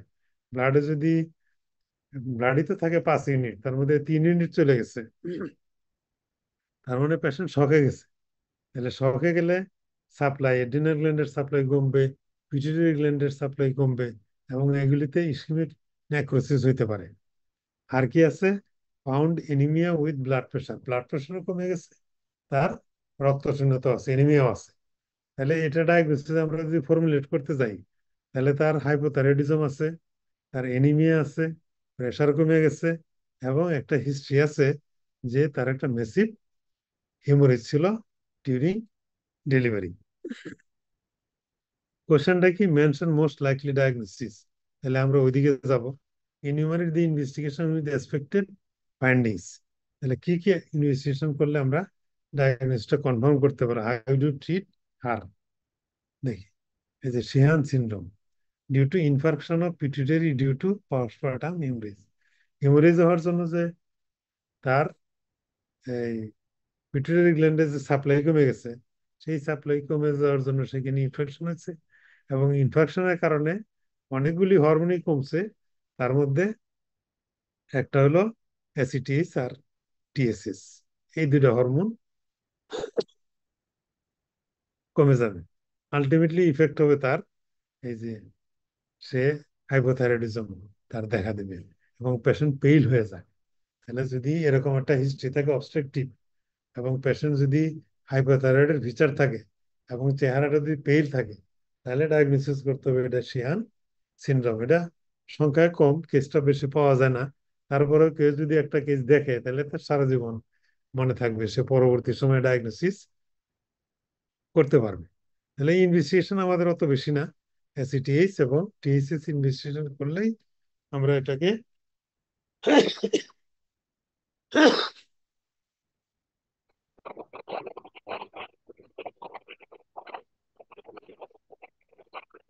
কিন্তু ট্রিটমেন্টের বেলায় এটা খেয়াল রাখতে হবে, শুধু থাইরয়েড হরমোন রিপ্লেসমেন্ট দিলেই হবে না, এখানে কিন্তু কর্টিসলে দিতে হবে। আর পিটুইটারি নেক্রোসিস হলে শুধুমাত্র থাইরয়েড হরমোন কমে তা না, অন্য হরমোনগুলি কমে, যে কারণে তার সেক্সের অসুবিধা হইতে থাকে। এই জন্য সেক্স হরমোনও রিপ্লেসমেন্ট দিতে হয়। তাহলে তিনটা, একটা হলো থাইরয়েড হরমোন, একটা হলো কর্টিসল, আর একটা হলো সেক্স হরমোন। এই তিনটাই সাপ্লিমেন্ট দিতে হবে to maintain his her normal life. A 52-year-old woman was found to have elevated liver enzyme. তাহলে লিভারটা তার ইনভলভ আছে। On blood checkup, viral hepatitis panel negative, ultrasound abdomen showed fatty infiltration of the liver. তাহলে আমাদের কি কি point আছে? এক আছে তার লিভার ইনভলভ, আবার এই দিক দিয়ে বলা হচ্ছে যে ভাইরাল হেপাটাইটিস তার নেগেটিভ। তাহলে ভাইরাল কজ ছাড়া অন্যান্য যে কজে লিভারটা ইনভলভ হয় সেগুলি চিনতে পারতাম। যেরকম বিদেশে অ্যালকোহলিক সিরোসিস তো আছে, আদার সিস্টেমগুলি আমাদের দেখতে হবে। এই জন্যই বলছি what are the 5 important risk factors search for medical history, 2 important investigation, আর হলো ট্রিটমেন্ট। তাহলে আমরা দেখি এই যে অ্যালকোহল ইনটেক আমাদের দেশে এটা কম, কিন্তু বাইরে অ্যালকোহল ইনটেক প্রচুর। শীত প্রধান দেশ, এরা অনেক সময় পানির বদলে অ্যালকোহল খায়, যে কারণে আমাদের দেশে যেরকম B virus C virus CLD হয়, ওদের দেশে বেশিরভাগ সিএলডি হয় অ্যালকোহলের জন্য। আর জেনেটিক প্রিডিসপোজিশন অনেক সময় থাকে লিভারের বিভিন্ন ধরনের। আর ওবেসিটিটা এটাও ওয়েস্টার্ন লাইফে কমন। আমাদের দেশেও এখন যারা একটু সলভেন্ট রিচ, তাদের ফ্যামিলিতে ওবেসিটিটা মানে এখন বলতে গেলে প্রিডোমিনেন্টই। আবার সিডেন্টারি লাইফস্টাইল, যারা বেশিরভাগ ক্ষেত্রে বয়স্ক লোক যারা কাজকর্ম কম করে, কিংবা ধনী মানুষ, আবার বড় ব্যবসায়ী, বড় চাকরিজীবী, এরাও সারাদিন চেয়ার টেবিলে বসে থাকে, কাজে এদেরও এই সমস্যা হওয়ার সম্ভাবনা আছে। Insulin resistance, type 2 diabetes, mellitus, এই দুটো তো একই রিলেটেড। তাহলে এই ফ্যাক্টরগুলি আমার বুঝতে হবে। যদি এই ফ্যাক্টরগুলি থাকে, তাহলে ভাইরাল হেপাটাইটিস ছাড়াও তার লিভার এনজাইম বাড়তে পারে।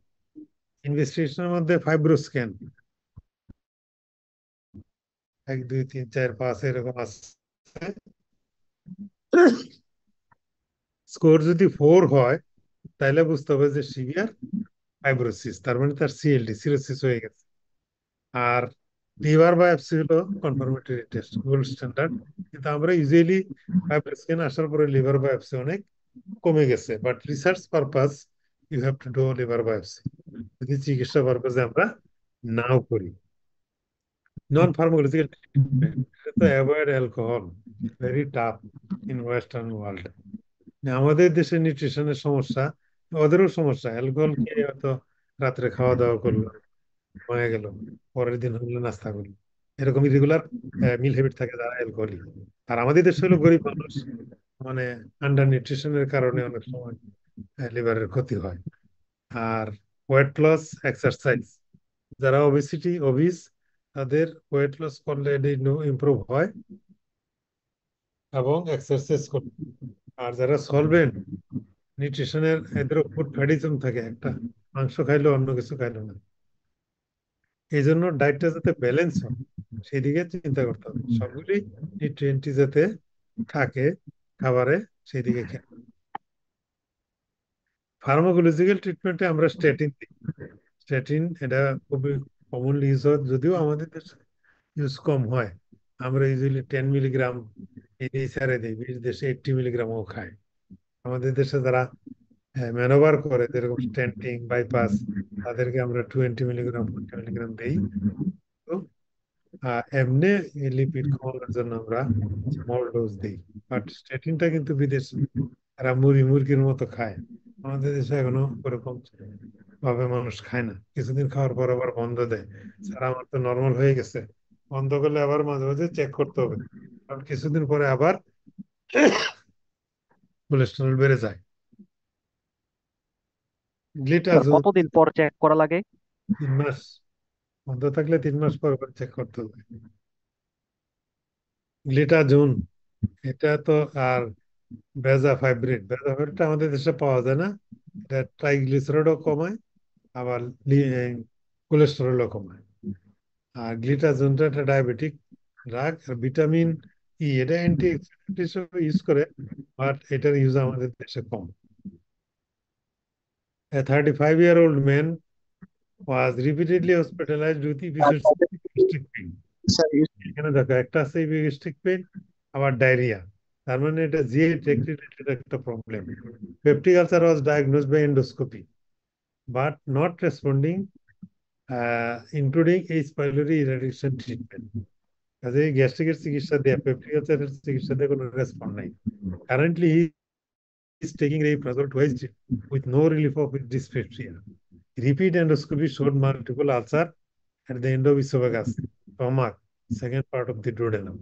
তার মানে এখানে আমরা দেখতে অ্যাসিড অনেক বেশি, যে কারণে তার সিকুয়েন্সিয়ালি আলসার হয়ে যাচ্ছে। এবং এই ইয়েটা এডেবিপ্রাজল বা ইসমোপ্রাজল এতে কোনো কাজ হচ্ছে না। এটা আমরা কখন পাই? এটা একটা কন্ডিশনে আমরা পাই, জলিং। জলিঞ্জার এনসেসন। এখানে গ্যাস্ট্রিনোমা থাকে, প্রচুর গ্যাস্ট্রিন রিলিজ হয়, অ্যাসিড এত বেশি হয় যে এটা অ্যাবজর্ব হয় না, চলে যায় ইন্টেস্টিনে। ইন্টেস্টিনে অ্যালকালিন এনভায়রনমেন্ট, এর আগে অ্যাসিডিক এনভায়রনমেন্ট করে প্যানক্রিয়াটিক এনজাইম কাজ করতে পারে না, স্টিয়াটোরিয়া অথবা ম্যালাবজর্পশন হয়ে যায়, এবং কনসিকুয়েন্সে অনেক কিছু হতে পারে। তাহলে এখানে কোশ্চেন আছে কি, what is most likely diagnosis? Briefly explain the mechanism of diarrhea in this patient. Write 4 investigations with reasoning of their selection. Mention 2 treatment options for him. তাহলে ডায়াগনোসিস যদি ঠিক হয়, বাকিগুলি দেখবো যে অটোমেটিক এমনি ঠিক হয়ে আসতেছে। 1 নম্বর ডায়াগনোসিস জোলিঙ্গো রিলেশন সিনড্রোম। Explanation কি, tumor secretes gastrin which increases acid secretion, reduces luminal pH in upper small intestine, so pancreatic lipase is inactivated and bile acid precipitated, causing diarrhea and steatorrhea. Investigation কি দেখবো? Acid measurement in gastric aspiration. Gastric aspiration acid, এটা কিন্তু আমাদের ফিজিওলজিতে এটা একটা practical থাকে, আমাদের সময় ছিল, এখন আছে কিনা জানি না। ওই রাইস দিয়ে আর অ্যাসপিরেট করে অ্যাসিডের অ্যামাউন্ট মেজার করা, ইজিলি এটা করা হয় না। সেরাম গ্যাস্ট্রিক লেভেল, এটা ইজি, আমরা ব্লাডে এটার লেভেল দেখতে পারি। আর increase gastric after secretin injection, এই টেস্টটাও করার দরকার পড়ে না, গ্যাস্ট্রিন লেভেল বেশি থাকলে বোঝাই যায়। তবুও এটা একটা টেস্ট, সিক্রেটিন দিলে গ্যাস্ট্রিক বেশি সিক্রেশন হবে। এটা আর্লি স্টেজে হয়তো এই ইনজেকশনের দরকার পড়তে পারে টেস্টের, কিন্তু অবভিয়াস কেসে এটা দরকার নেই। CT abdomen with oesophageal ultrasound, radio level somatostatin receptor scintigraphy, এটা আসলে টিউমারটা লোকালাইজ করার জন্য। যদি টিউমার লোকালাইজ করা যায় চিকিৎসাটা সহজ, তাহলে সার্জিক্যালি টিউমারটা রিমুভ করলে তার আর এত চিকিৎসার দরকার পড়বে না, সে ভালো হয়ে যাবে। Treatment option, surgical resection of tumour, কিন্তু এটা টিউমারকে লোকালাইজ করতে পারলে।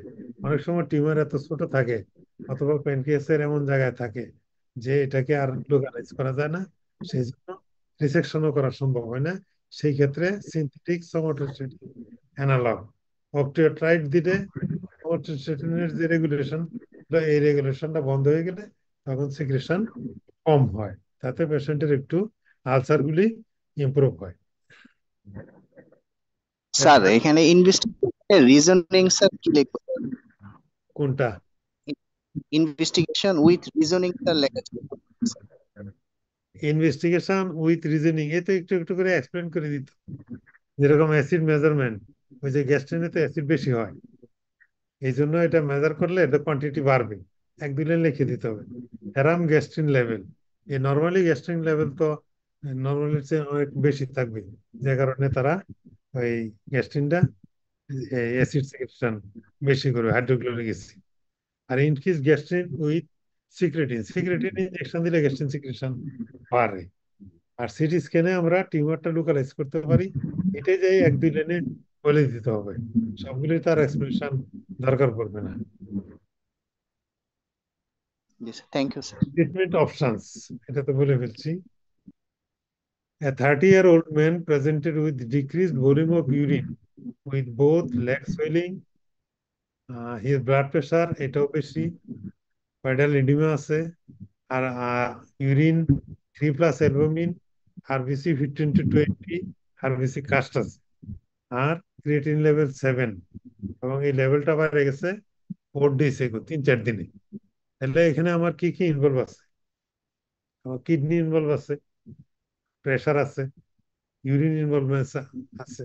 তাহলে আমার এটা দেখতে হবে যে কিডনি রিলেটেড কোনো ডায়াগনোসিস আমার আসতে পারে, হয় কিডনি ইনভলভ অথবা এমন ডিজিজ যেটা কিডনিকে এফেক্ট করতে পারে, তাহলে আমরা উত্তর পাওয়া যাব।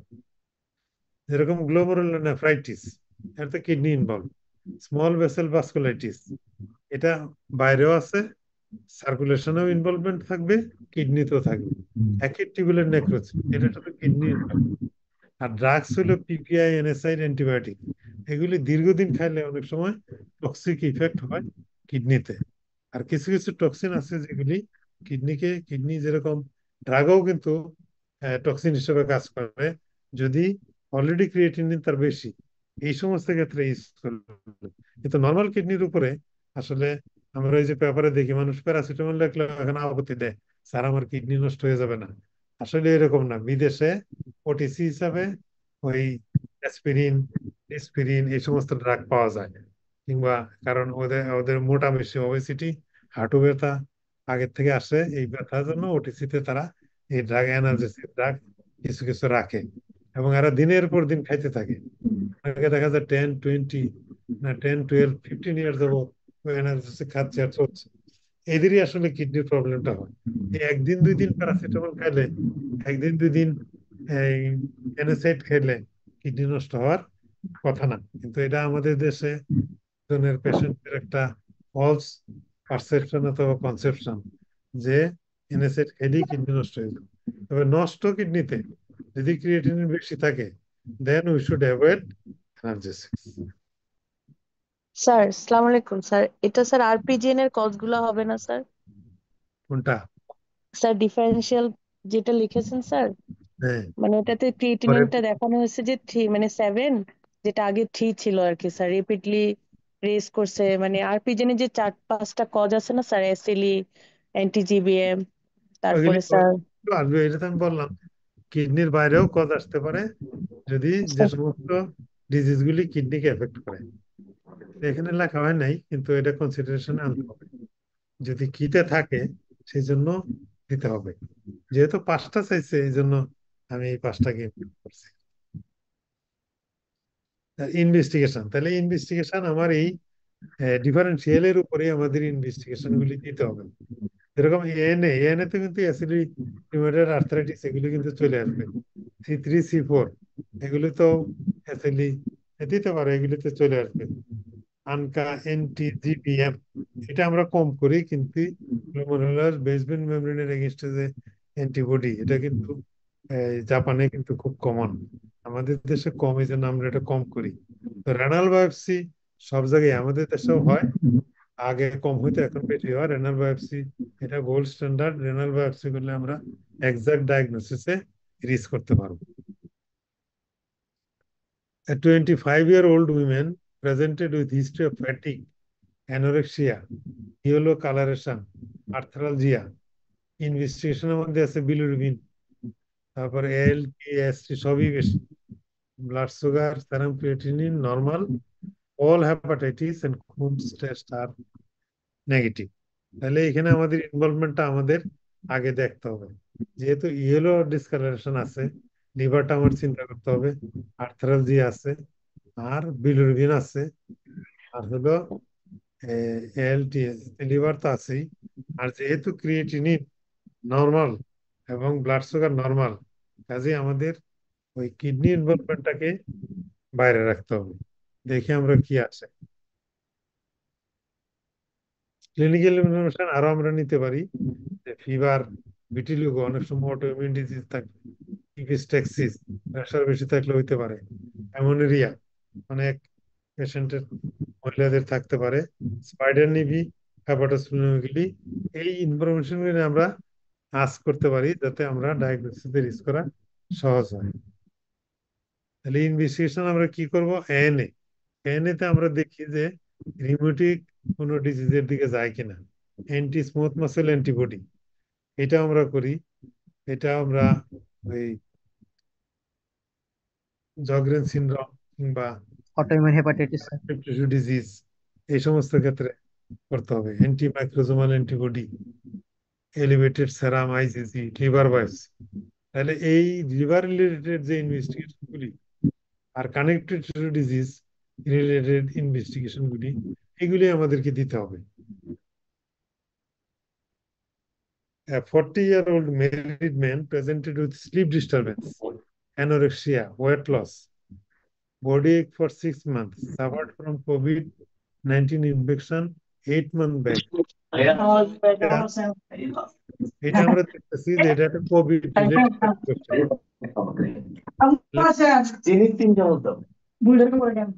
কোভিড রিলেটেড একটা কোশ্চেন এবং অলরেডি তার 6 মাস পার হয়ে গেছে।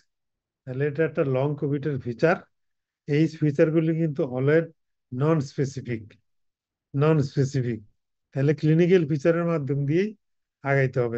কারো ঘুম কম হয়, কারো ব্যথাগুলি বেড়ে গেছে, কেউ ব্রেথলেস হয়, কেউ একতলা থেকে দোতলায় উঠতে পারে না, কারো সবসময় কাজে মনোযোগ কম, অনেকের ফরগেটফুলনেস, মনে রাখতে পারে না। এই অনেক রকমের ফিচার নিয়ে এই লং কোভিডের পেশেন্টগুলি আমাদের কাছে আসে। এই জন্যই লিখছে write a clinical checklist related to this risk. এই ধরনের একটা পেশেন্ট আমলে আমরা কি কি জিনিস খেয়াল করব। Mention 6 investigation for him with criteria governing their selection. তাহলে পোস্ট এক্সারশনাল ম্যালেজ, এটা যে কোনো কাজ করলে শরীরে ব্যথা শুরু হয়ে যায়, ফ্যাটিক এটাও থাকে, মাসুল পেইন, শর্টনেস অফ ব্রেথ, মানে কিছু পরিশ্রম করলে হয়, একতলাতে দোতলা হলেও তার শ্বাসকষ্ট শুরু হয়ে যায়, চেস্ট পেইন। চেস্ট পেইন এগুলি আসলে কার্ডিয়াক পেইন না, কিন্তু চেস্ট পেইন আবার রেস্ট নিলে তার পেইন কমে যায়। কগনিটিভ ডিসফাংশন, ব্রেন ফগ, অনেক কিছু সে মনে করতে পারে না, অনেক কিছু ভুলে যায়। তাহলে এই ফিচারগুলি আমরা চেক করতে হবে যে এটা লং কোভিড কিনা। ইনভেস্টিগেশন দেখলে যে এরকম সিবিসি, এরকম তো খাওয়া দাওয়াও কম করে, তাহলে এনিমিয়া হয়ে যেতে পারে। সিপিকে করবো আমরা যেহেতু তার মাসুল পেইন আছে, চেস্ট টেস্ট করবো যেহেতু ব্রেথলেসনেস। স্পাইরোমেট্রিতে আমরা বুঝতে পারি যেটা ব্রঙ্কিয়াল অ্যাজমা কিনা। স্পাইরোমেট্রিতে আসলে ব্রঙ্কিয়াল অ্যাজমাটা এক্সক্লুড করতে হবে, এটা ডায়াগনোসিসের ফেভারে তোমার কোনো ক্লু দিবে না। ব্লাড গ্যাস অ্যানালাইসিস সেটাও করতে পারি। আমাদের অক্সিজেন কনসেচুরেশনটা অনেকের কমে যায়, ইউজুয়ালি আমাদের 89, না সরি 98, 99 এরকম থাকে আমরা যারা নর্মাল, কিন্তু আপ টু 93 পর্যন্ত আমরাকে অ্যালাউ করি। কিন্তু এদের দেখা যাবে যে এই যে 93 থেকে নাইমা কারো 90, কারো 88, কারো 91, এই ধরনের একটু পরিশ্রম করলেই আবার শ্বাসকষ্ট শুরু হয়ে যায়। এই জন্য ওদের ব্লাড গ্যাস অ্যানালিসিসটাও করতে হবে। আর এমআরআই ব্রেইন, এটা যদি পেশেন্ট পিরাপিরি করে তেমন কোনো ফান্ডিং পাওয়া যাবে না। যদি ব্রেন ফগিং হয়ে যায়, সে অনেক কিছু ভুলে যায়।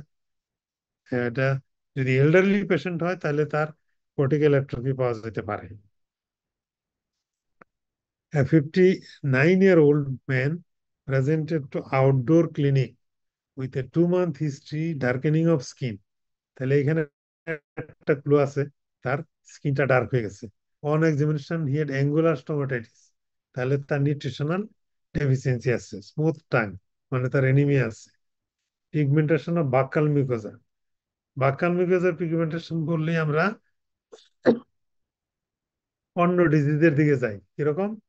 যে বাক্কাল মিউকোজার পিগমেন্টেশন থাকলে আমরা, আমাদের মাথাতে একটা ডিজিজ আসে, এটা হলো এডিশনস ডিজিজ। কারণ এডিশনস ডিজিজে মুখের তালুতে অনেক সময় পিগমেন্টেশন হয়, লিপেও পিগমেন্টেশন হয়। যেহেতু তার স্কিনটাও ডার্ক হয়ে গেছে, এবার তাহলে এই জন্য আমরা এটা চিন্তা করতে পারি। তাহলে mention 2 differential diagnosis, right 4 further investigation to support the diagnosis, make a management plan for him. তাহলে ডায়াগনোসিসটা যদি আমাদের কাছাকাছি যায় তাহলেই কিন্তু আমাদের পাস মার্ক চলে আসবে। তো এই ডায়াগনোসিস কি আছে, এবং ডায়াগনোসিসটা কিন্তু কোশ্চেন থেকে আমাদের আইডিয়া করতে হবে। প্রথমে কিন্তু আমরা এডিশন চিন্তা করি নাই, কিন্তু যেহেতু পিগমেন্টেশনটা বলছে তখন কিন্তু আমাদের ক্লিনিক্যাল আইডিয়াটা ওই দিকে চলে গেছে। স্যার একটা কোশ্চেন ছিল স্যার, একটু স্যার। হ্যাঁ, বলে বলো। স্যার এইখানে এমসিপিটা হচ্ছে অনেক বেশি, এবং স্যার বি12 ডেফিসিয়েন্সির জন্য স্যার এই ফিচার গুলো তো পাওয়া যেতে পারে। তাহলে এটা কেউ যদি সরি স্যার, ওই ভিটামিন বি12 ডেফিসিয়েন্সি জন্য যে এনিমিয়া, মানে ম্যাক্রোসাইটিক এনিমিয়া যদি বলে, তাহলে তো স্যার মানে এই ডায়াগনোসিসটা কি একটা এরকম স্যার ডিডির মধ্যে আনা যায় না স্যার? একটা সেটিং মানে আনা যায়, বাক্কাল পিগমেন্টেশনের জন্য তোমার ওটা আউট হয়ে যাবে আর কি। স্যার বাক্কাল মিউকাসেতে নর্মালি বি12 ডিফিসিয়েন্সিতে পিগমেন্টেশনটা হয় না, মানে এই যে পেরিফেরাল টার্গেটিং পার্ট গুলাতে হয়, অ্যাক্রাল পার্ট গুলাতে হয়। এই জন্য তো এই পয়েন্টে সে আনতে পারে, বাট এই পয়েন্টে সেটা এক্সক্লুড করা যাবে। Withdrawal of suppressive glucocorticoid therapy, অনেকদিন যাবত যদি স্টেরয়েড খায় ও হঠাৎ করে উইথড্র করলে তখনও তাদের এই ধরনের ফিচার হতে পারে। হাইপোথ্যালামিক অর পিটুইটারি ডিজিজ, এই এডিশন ডিজিজটা আসলে আমাদের দেশে কমন, কিন্তু টিউবারকুলোসিস হয়ে এই টিউবারকুলোসিস যদি অ্যাড্রিনাল গ্ল্যান্ডে হয় তখন এডিশন ডিজিজটা হয়, এটা আমাদের কমন। অটোইমিউন ডিজিজ কমন হলো বিদেশে, বাট আমাদের দেশেও অটোইমিউন ডিজিজটা হইতে পারে। কিন্তু অনেক সময় এই যে গ্লুকোকর্টিকয়েডস সাপ্রেসিভ থেরাপি, এটা হঠাৎ করে উইথড্র করলে তখনও কিন্তু তার এই ধরনের বিচার হইতে পারে, কারণ তখন তো অ্যাক্সিসটা বন্ধ থাকে। অ্যাক্সিসটা দেখা চালু হইতে, এই যে হাইপোথ্যালামিক পিটুইটারি অ্যাড্রিনাল, এই অ্যাক্সিসটা চালু হইতে অনেক সময় ইট মে টেক 1 to 3 months। দীর্ঘদিন যদি 10 বছর 12 বছর ওষুধ খাচ্ছে, হঠাৎ করে বন্ধ করে দিচ্ছে, এরকম হলে এই ধরনের ফিচার দেখা দিতে পারে। তাহলে ইনভেস্টিগেশন আমরা কি করবো? আমরা যদি উপর থেকে শুরু করি, তাহলে কর্টিসল, প্লাজমা অ্যাসিটিস, শর্ট অ্যাসিটিস সিম স্টিমুলেশন টেস্ট, এটা আমরা ইনজেকশন দিয়ে করতে পারি, শর্ট সাইন অ্যাক্টিন টেস্ট বলে।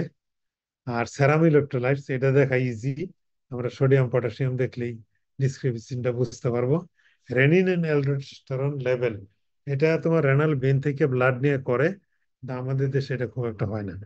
সিটি আর MRI of the adrenal gland, এটা অ্যাড্রিনাল গ্ল্যান্ডে কিন্তু যদি মেনশন না করে দেওয়া যায় তাহলে কিন্তু অনেক সময় এটা মিস হয়ে যায়। সিটি এমআরআই অ্যাড্রিনাল গ্ল্যান্ডের যাই করো, এটাকে কিন্তু মেনশন করে দিতে হবে to see the adrenal gland, তাহলে তারা বিশেষভাবে সিটি এমআরআই করে অ্যাড্রিনাল গ্ল্যান্ডের উপরে কমেন্ট করে দিতে পারে।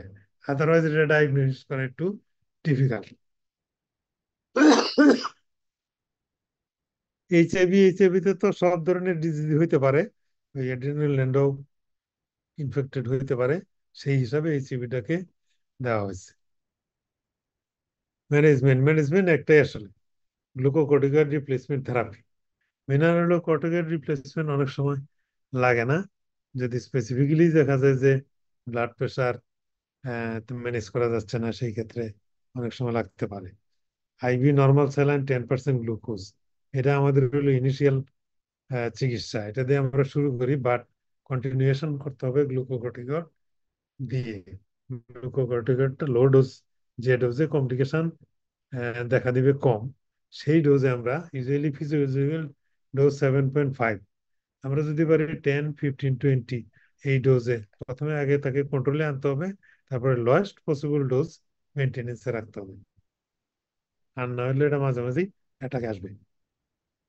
A 48-year-old housewife presented with high grade temperature, right loin pain, একটা হলো টেম্পারেচার, জ্বর আছে মানে ইনফেকশন আছে, যখনই বলবে রাইট লোইন পেইন তাহলে আমরা কিডনিতে চলে গেলাম। She was diabetic for 7 years, diabetic থাকলে তো আরো সুবিধা যে তার ফ্রিকুয়েন্ট ইউরিনারি ট্র্যাক্ট ইনফেকশন আছে। পুয়ার কমপ্লায়েন্স, শি অলসো নকচুরিয়া, তার মানে ইউরিনারি ট্র্যাক্টে ইনভলভমেন্ট আছে, মানে কত 6 মাস যাবত। Examination revealed temperature 103 degree Fahrenheit, pressure 150/90, mildly anaemic, tenderness over right loin. তাহলে এখানে আমাদের কয়েকটা পয়েন্ট ইম্পর্টেন্ট, একটা হলো তার হাই গ্রেড ফিভার, একটা লোইন পেইন, ডায়াবেটিস, আর হলো তার লোইন টেন্ডারনেস। তাহলে এটা আমরা ধরে নিতে পারি যে এটা পাইলোনেফ্রাইটিস। কারণ যাদের 48-year-old হাউস ওয়াইফ, এখানে আরেকটা জিনিস দেয় নেই আমাদের, এটা নিতে পারলে ভালো হইতেছে, তার কয়টা বাচ্চা, আর যদি সে যদি মাল্টিপল 5টা 6টা 7টা বাচ্চা থাকে, তাহলে মাল্টিপল প্রেগনেন্সিতেও কিন্তু লয়েন পেইন হইয়া পাইলোনেফ্রাইটিস হওয়ার সম্ভাবনা থাকে বেশি। তাহলে কি বলছে, 5 important clinical information you search, তাহলে তুমি কি কি আর ইনফরমেশন তোমার দরকার, আমি যেরকম একটা বললাম, তার বাচ্চা কটা হয়েছে, এটার একটা হিস্ট্রি নেওয়া। Mention 5 most important investigation to reach the diagnosis. তাহলে টেন্ডারনেস ওভার দ্য কিডনিস, এটা তো আমাদের বলেই দিচ্ছে। রেনাল পেলভিস ইজ ইনফ্লেম, অন্য কারণেও কিন্তু হইতে পারে, যে অ্যাবসেস হয়, সিস্ট থাকে, সিস্ট ইনফেক্টেড হয়, এগুলি কিন্তু করণ, বাট এগুলি rare cause. Bacteraemia can give rise to renal perinephric abscess. Renal cyst আর স্ক্যারিং ফ্যাসিলিটেট ইনফেকশন, ওই তো infection. Acute pyelonephritis associated papillary necrosis, papillary necrosis হইলে এটা আরেকটা ফিচার থাকে, এই নেক্রোস টিস্যুটা অনেক সময় ইউরেটারকে ব্লক করে দেয়, সিভিয়ার পেইন হয়, এই জন্য তাহলে অল্প দিনের হিস্ট্রি থাকবে, সিভিয়ার পেন থাকবে, সেটা তখন অ্যাকিউট পাইলোনেফ্রাইটিসের ফেভারে যাবে। কিন্তু এরকম যদি ডায়াবেটিস থাকে, বয়স্ক মহিলা, লোইন পেইন, লোইন টেন্ডারনেস, সেই ক্ষেত্রে আমাদের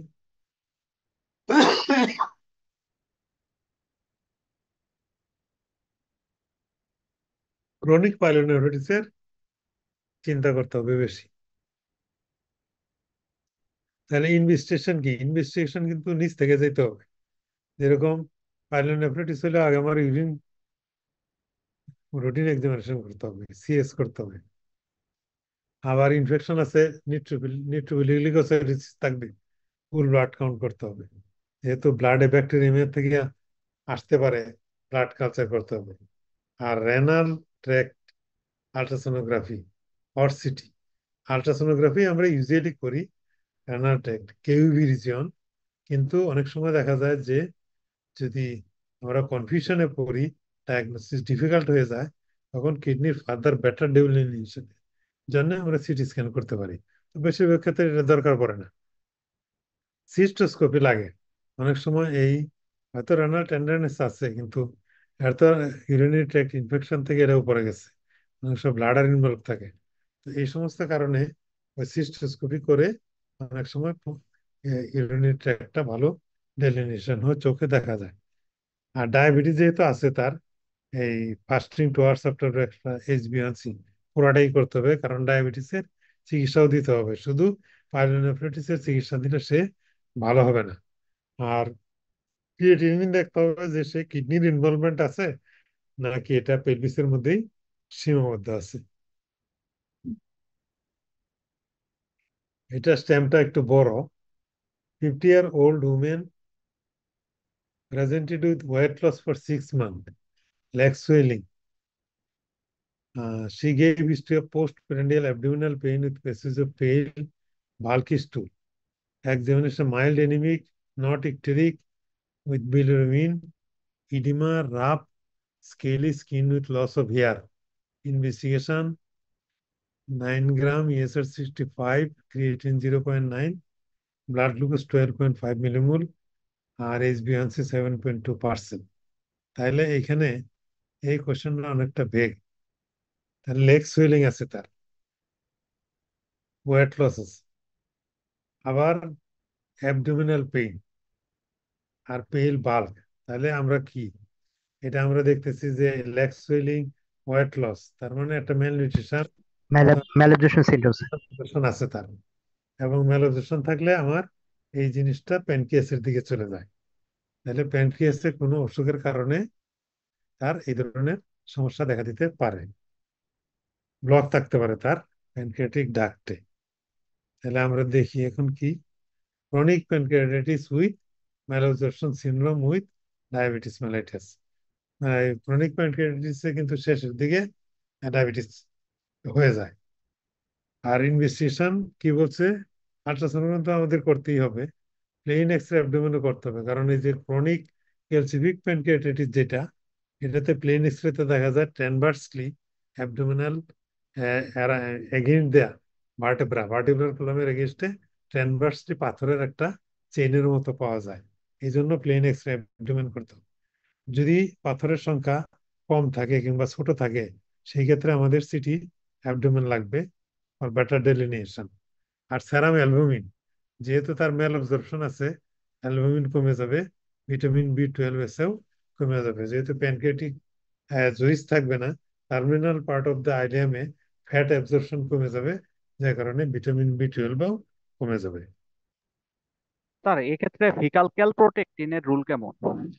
ফিকাল ক্যাল রোল অত বেশি না, তবুও এটা করা যেতে পারে।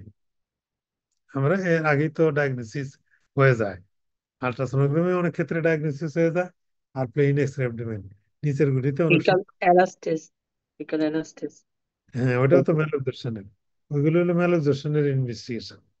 আমাদের এখানে টার্গেট হলো ক্রনিক প্যানক্রিয়াটাইটিস, আর ম্যালঅবজর্পশনটা হলো ক্রনিক প্যানক্রিয়াটাইটিসের কমপ্লিকেশন হিসেবে ম্যালঅবজর্পশন আর ডায়াবেটিসটা আসছে। তাহলে আমাদের ডিজিজটা এস্টাবলিশ করতে হবে ক্রনিক প্যানক্রিয়াটাইটিস। তাহলে দেখো ইনভেস্টিগেশন কি, endoscopic dilatation or therapeutic standing of pancreatic duct stricture, but এটা very difficult.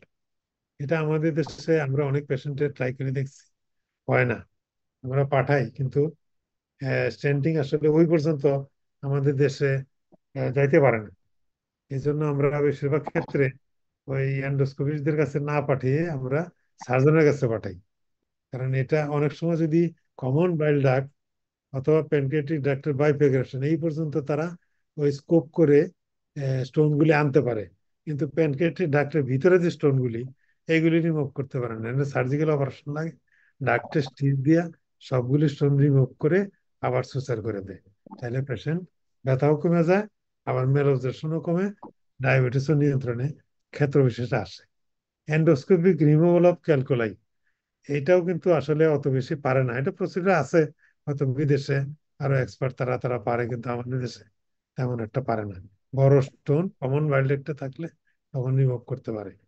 Drainage of pseudocyst, সিউডোসিস্টটা আসলে অ্যাকিউট প্যানক্রিয়াটাইটিসের কমপ্লিকেশন।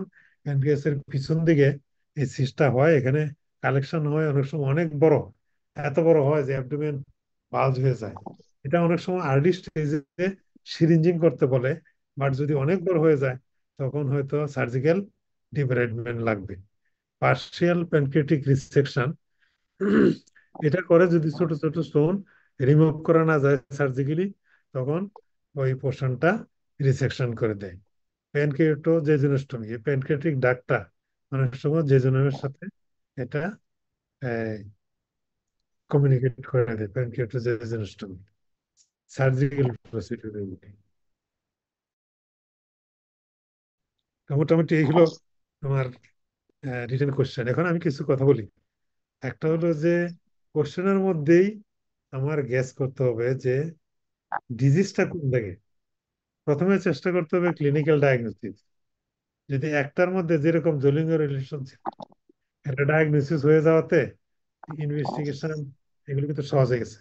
যদি আমি না পারি একটা ডায়াগনোসিস করতে, যেরকম ল্যাগিডিমা, এটা তো পিএলডি হতে পারে, কার্ডিয়াক ফেলিউর হতে পারে, ম্যালঅ্যাবসর্পশন সিনড্রোম হতে পারে। তো এখানে যদি এই ক্লুটা না দিত, তাহলে কিন্তু ক্রনিক প্যানক্রিয়াটাইটিস আমরা ডায়াগনোসিস করতে পারতাম না। অ্যাবডোমিনাল সিমটম দেওয়াতে সহজ হয়ে গেছে। তাহলে আমরা প্রথমে চেষ্টা করব যে একটা ডায়াগনোসিসে আমরা রিস্ক করতে পারি কিনা ক্লিনিক্যালি, মানে প্রশ্ন করে। যদি সম্ভব না হয় তাহলে আমরা ডিফারেন্সিয়ালে চিন্তা করবো যে কি কি হইতে পারে, সেটা চিন্তা করলাম, চিন্তা করে মাথায় রেখে দিই। দেখবো যে ওই যে তিনটা কোশ্চেন, কোনো কোনো ক্ষেত্রে দুইটা কোশ্চেন থাকে, কোনো কোনো ক্ষেত্রে তিনটা কোশ্চেন থাকে, যে আমি যে ডিফারেন্সিয়াল ডায়াগনোসিসটা চিন্তা করলাম, এই কোশ্চেনগুলি এখানে সেট করা যায় কিনা। যদি দেখা যায় ডিফারেন্সিয়াল ডায়াগনোসিস আমি ক্লিয়ার কাট হইতে পারতেছি না, বাট কোশ্চেন সেট করা যায়, তখন কিন্তু আবার ডায়াগনোসিস চলে আসবে। তাহলে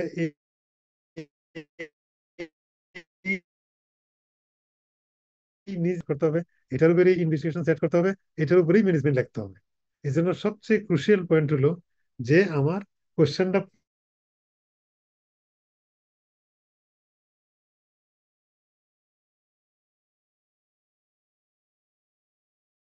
পাস হয়ে যাবে।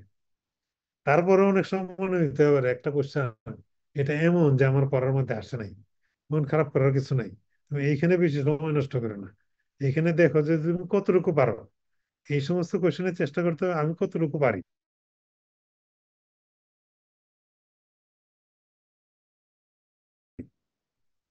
তেরো কিংবা আরো কম পাইলাম, 12 পাই গেলাম, তাতেও তোমার সমস্যা নেই, 10 পাইলাম, সমস্যা নেই। আমাদের যদিও সিলিং আছে 18, মনে করো একটা যে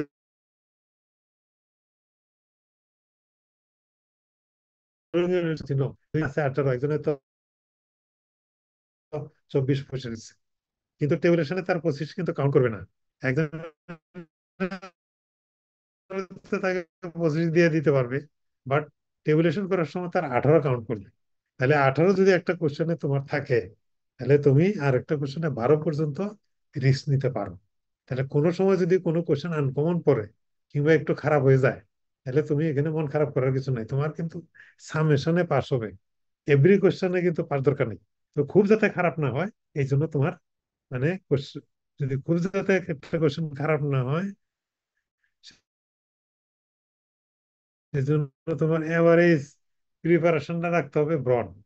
রিটেনে পাস করার জন্য প্রিপারেশনটা হইতে হবে হরাইজন্টাল, মানে সবকিছু তুমি পড়ার চেষ্টা করবা, বাদ দিও না। বাদ দিলে তোমার ডিফারেন্সিয়াল ডায়াগনোসিস ছোট হয়ে যাবে, তখন তুমি তুমি কিন্তু মিস করে ফেলবে। এখনো সময় আছে 2 মাস, তুমি দেখো যে টপিকস কভার করে পড়ো।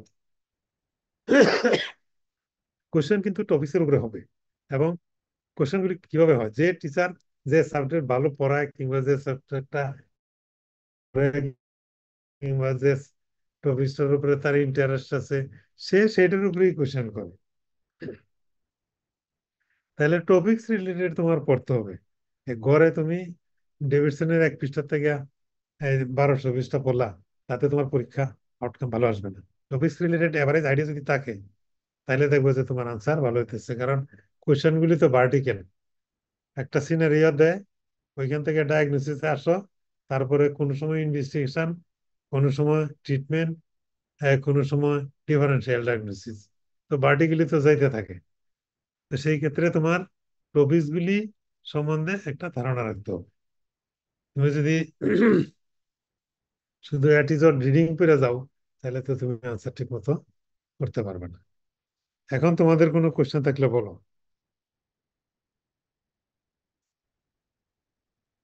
স্যার একটা কোশ্চেন স্যার, একটু রিটেন রিলেটেড স্যার, একটু জানতে চাচ্ছি স্যার।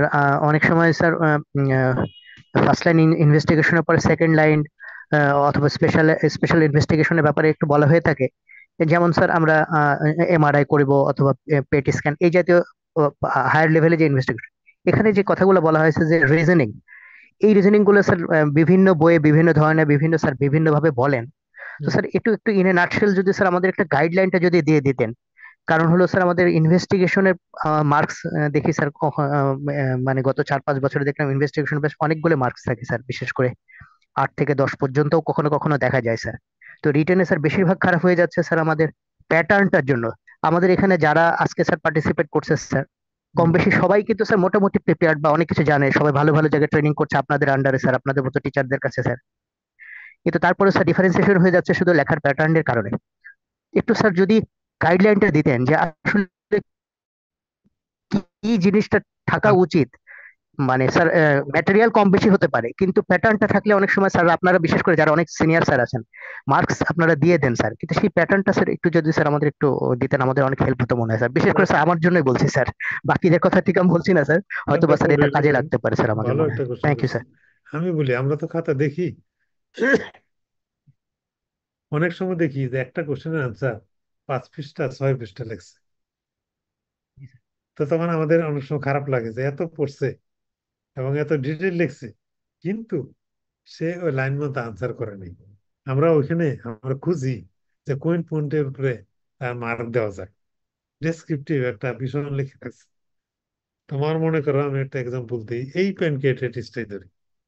এখানে অ্যাকুটের ইনভেস্টিগেশন একরকম হবে, ক্রনিকের ইনভেস্টিগেশন একরকম হবে।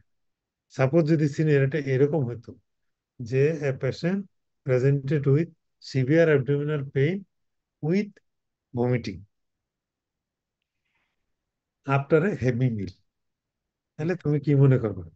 তাহলে প্রথমেই কিন্তু এটা অ্যাকিউট প্যানক্রিয়াটাইটিস আসবে। কিন্তু পেপটিক আলসারের রোগী তো বমি করতে পারে, গ্যাস্ট্রিক আলসারের রোগী বমি করতে পারে, তাহলে তার বয়সটা দেখতে হবে। ম্যাক্সিমাম অনেক কোশ্চেনের মধ্যে কিন্তু বয়স দিয়ে দেয়, 18 বছরের মহিলা, তারপরে 60 বছরের পুরুষ কিংবা 60 বছরের মহিলা, বয়স কিন্তু একটা ফ্যাক্টর, তোমাদের বয়সটা খেয়াল রাখতে হবে। তাহলে তোমার এই যে লেখার সময় তোমার আনসার গুলি তো দেখছো, আমরা যে উদাহরণগুলি দিলাম, অনেক বেশি লিখে কিন্তু বেশি নাম্বার পাওয়া যাবে না। আবার অনেকে দেখি যে একটা কোশ্চেনের আনসার 1 পৃষ্ঠা কিংবা তার কম লিখছে, তারে মার্ক না দিয়ে কোনো উপায় নেই, খালি জি পয়েন্ট স্যার। লিখে দিচ্ছে, মার্ক না দিয়ে কোনো উপায় নেই। যেরকম ইএসআর, ইএসআর অনেকে ডেসক্রিপশন করে, ইএসআর তো নন স্পেসিফিক, এটা তো অত ডেসক্রিপশন করে বহু ডিজিজে এটা বাড়ে। তবে হাই রাইট। ইএসআর হইলে তখন এটার ইম্পর্টেন্স লিমিট হয়ে যায়, হয় টিউবারকুলোসিস, না হয় মাল্টিপল মাইলোমা লিমিট হয়ে যায়, না হয় কোনো ম্যালিগনেন্সি। তো এই প্যানক্রিয়াটিসের বেলা যদি ইনভেস্টিগেশনের কথা বলে, এখানে কিন্তু সিবিসি এটাও একটা ইনভেস্টিগেশন, তারপরে আল্ট্রাসোনোগ্রাম অফ দি অ্যাবডোমেন এটাও একটা ইনভেস্টিগেশন, তারপরে সেরামিয়াম আইলেস, লাইপেস এটাও একটা ইনভেস্টিগেশন। কিন্তু যদি বলা হয় হুইচ ইজ দি মানে ইম্পর্টেন্ট ইনভেস্টিগেশন, এরকম যদি দেয় তখন কিন্তু সিবিসির গুরুত্বটা কমে যাবে, তখন অ্যামাইলেজ লাইপেসের গুরুত্ব আসবে, আল্ট্রাসোনোগ্রামের গুরুত্ব আসবে। আল্ট্রাসোনোগ্রাম যদি অ্যাকিউটের বেলায় আল্ট্রাসোনোগ্রাম যত ইম্পর্টেন্ট, ক্রনিকের বেলায় কিন্তু অত ইনফরমেশন সে দিতে পারে না। আল্ট্রাসোনোগ্রাম অ্যাকিউটের বেলায় কি দেয়, এই সোয়েল, সোলেন প্যানক্রিয়াসটা প্যানক্রিয়াস। সোলেন থাকে, তো সোলেন সে বলে দিতে পারে। কিন্তু যখন ক্রনিক মাঝে মাঝে ব্যথা নিয়ে আসতেছে, অল্প ব্যথা, সবসময় ব্যথা করে স্যার, এই ধরনের ইনফেকশন আমরা পাই, কিন্তু তখন হয়তো ছোট ছোট স্টোন হইতেছে, সেগুলো আল্ট্রাসোনোগ্রামে আসতেছে না। এরকম যদি হয় তখন কিন্তু তার সিটি স্ক্যান করতে হবে। তাহলে আমার ইনভেস্টিগেশন যত সফিস্টিকেটেড, জি স্যার। যাইতে হবে আমার তত দেরিতে। এই লাইনটা মনে রাখা, আর কিছু লাগবে না। ইনভেস্টিগেশন যত সফিস্টিকেটেড, যাইতে হবে আমার তত দেরিতে। স্যার সময় তো একটা ফ্যাক্টর, তাহলে স্যার কি করা স্যার আমাদের? না, সময় তো ফ্যাক্টর, তোমার তো মার তো তোমার স্যার সব দিকেই তো আমাদের সমস্যা স্যার। মার তো এই যে তোমার রিজনিং। তাহলে এমআরআইটা তুমি কখন করবা? যখন বলবা যে when ultrasonogram will not give মানে proper clue, only then I sir will do জি either sir. CT or MRI. মানে আচ্ছা ম্যাক্সিমাম আনসার 1 থেকে 2 লাইনের মধ্যে শেষ করে দেবা। ওই এক আচ্ছা প্যারাগ্রাফ আচ্ছা লিখলে কোনো মার্কেরই করবে। আমরা শুধু জানতে চাই যে জিনিসটা তোমার জানা আছে কিনা, আচ্ছা স্যার। জিনিসটা তোমার জানা আছে কিনা, পয়েন্টটা তোমার কাছে ক্লিয়ার কিনা, তাহলেই কিন্তু মার্কেটটা হবে। আমরা তো দেখি যে যারা বেশি মার্ক পাইতেছে, মনে করো 18-র উপরেও মার্ক পাওয়া যায়, কোনো মানুষ ফ্র্যাকশনে মার্ক দিতেও, কিন্তু তারা পরে অ্যাভারেজে কিন্তু 18 বেশি কাউন্ট হয় না। ওরা কেমনি মার্ক পায়? ওরা যদি আমরা কম লেখে, মানে অত বড় খাতা ভর্তি লেখা নেই, কিন্তু মার্ক পাইতেছে বেশি, ওই কাজটাই করে। হ্যাঁ আচ্ছা তুমি স্যার। যখন একটা কোশ্চেন অনেক বড় করে লিখতে যাবে, তোমার তো সময় নষ্ট হবে, তখন তো তোমার তাড়া থাকে। আর এই যে বড় করে যেটা লিখতেছো, এটা তো এক্সট্রা মার্ক তো ক্যারি করে না, এক্সট্রা মার্ক তো দরকারই নেই, ওকে স্যার। দরকার জি হলো স্যার। পাস। জি স্যার। এভারেজ আনসার করবো বেশিরভাগ ক্ষেত্রে, অত বেশি এক্সপ্লেনেশন দেওয়ার দরকার নেই। আবার অনেকে তোমার ইয়ে করে, টেবিল করে, ওই ইয়ার মধ্যে টেবিল করিয়া এই তোমার কম্পারিজন করতেছে, এই করতেছে, সেই করতেছে, অনেক কিছু লেখে যেটার মধ্যে মার্ক ক্যারি করে না। আবার মার্ক দেওয়ার তো জায়গা লাগবে, কোশ্চেন রেলিভেন্ট হইতে হবে তো, মানে কোনো স্যার শুধু পয়েন্টটা করে অ্যারো দিয়ে লিখে আমি রিমার্কসটা লিখে দিলেও তো হবে স্যার, একই একই মার্কই ক্যারি এরো করবে দিয়ে স্যার। লাগলে তো অনেকেই তো এরো দিয়ে লেখে, এরো দিয়ে লিখলে জি তো স্যার। মার্ক তো আসবে, জি স্যার বুঝতে পেরেছি। মার্ক তো জি আসবে। স্যার। যে এরো দিয়ে রাইট স্যার। লিখতেছে, মনে করে যে হিমোগ্লোবিন তার লেস 9 অথবা 8, অথবা হিমোগ্লোবিন লিখে সে এনিমিয়া লিখলো এরো দিয়ে, মানে হিমোগ্লোবিন তার কম আছে, জি মার্ক তো স্যার, এগুলোতে একটু সময়ও কম লাগে স্যার লিখতে। জি সময় স্যার কম ওগুলো লাগে, মার্ক তো সে পাওয়া সময় যাবে। লাগে। কারণ জি আমার স্যার। দেখার দরকার হলো এনিমিয়া, এনিমিয়া তো তার আছে। আমরা আচ্ছা দেখি যে অ্যান্সার যেহেতু স্ক্রিপ্ট দেওয়া থাকে, এখানে কিন্তু একটা আমাদের জাজমেন্টের একটা ব্যাপার আছে। আমার কাছে কিটা আছে যে এই প্রশ্নের এই 5টা উত্তর, কি তো তোমার কাছে নাই, জি কোনো স্যার। স্টুডেন্টের কাছে তো কি নাই, যে জি তারা স্যার। দেখতেছে তাদের জাজমেন্ট দিয়া। তা আমি দেখি যে এই 5টা পয়েন্ট, সে যদি 5টার জায়গায় 10টা আনসার দেয়, তখন আমাদেরকে বিপদে ফেলায়, তখন কিন্তু আমরা ক্রোনোলজি দেখি। আর যদি মনে করো যে 5টার জায়গায় 5টা কি 6টা, তখন তার আমরা গণি না, তখন আমরা দেখি যে এই কি পয়েন্টের উত্তরগুলি তার লেখার মধ্যে আছে কিনা। তার লেখার মধ্যে থাকলে সে তো মার্ক তো সে পাওয়া যায়। সে কি এরো দিয়ে লিখছে নাকি ভার্টিক্যালি লিখছে, এটা তো আমার দেখার দরকার নেই, আমরা এটা দেখিও না। আমরা দেখি যে ওকে স্যার। কি পয়েন্টে যে উত্তরটা আছে, এটা তার সে যা লিখছে এর মধ্যে আছে কিনা, আমরা তো ধরে ধরে নাম্বার দিই। কথা বুঝতে পারছো? জি স্যার। জি স্যার। এই থ্যাংক জন্য ইউ স্যার অনেক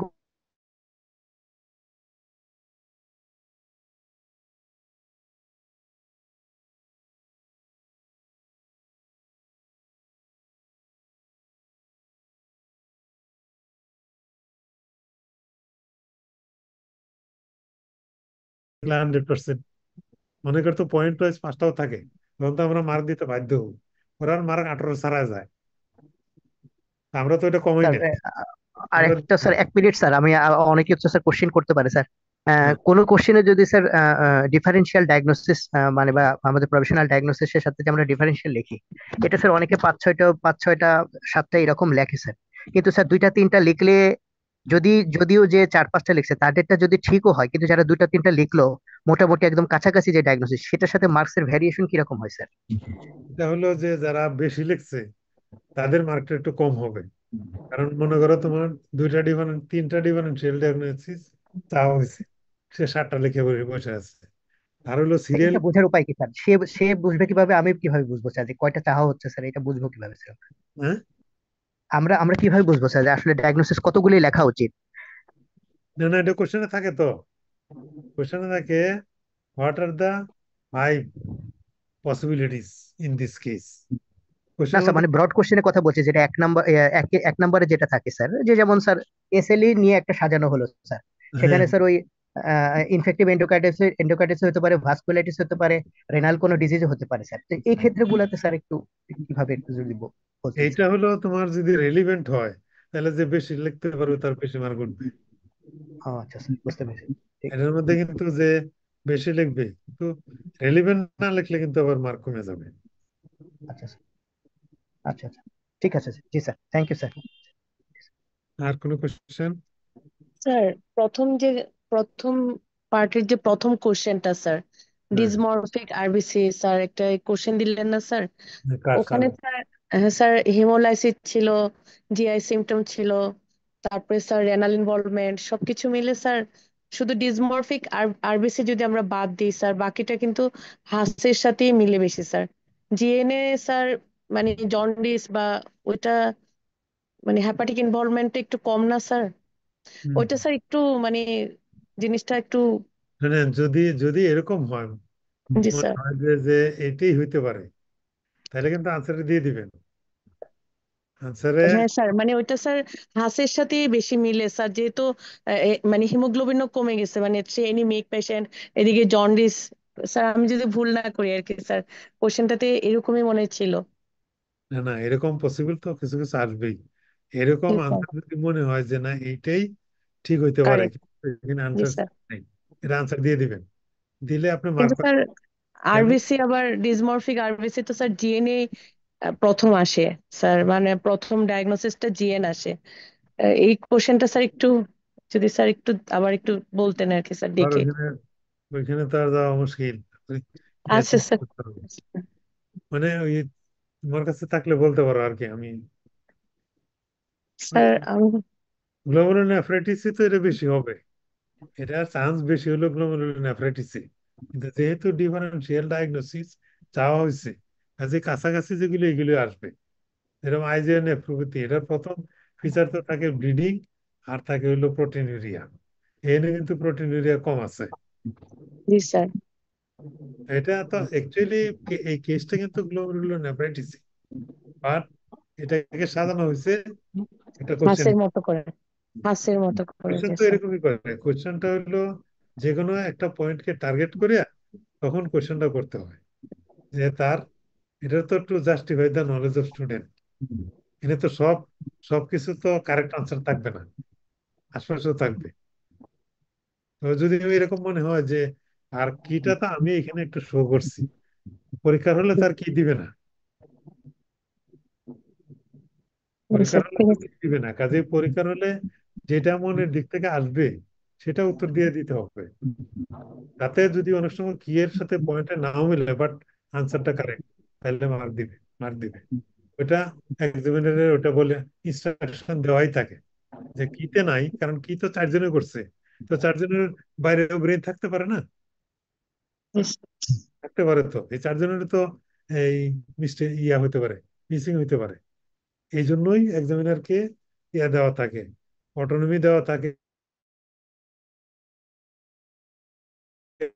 যদি এক্সামিনার মনে করে যে স্টুডেন্টের আনসারটা কারেক্ট কিন্তু কিতে নাই, তারপরও সে মার্ক দিতে পারবে, সমস্যা নেই।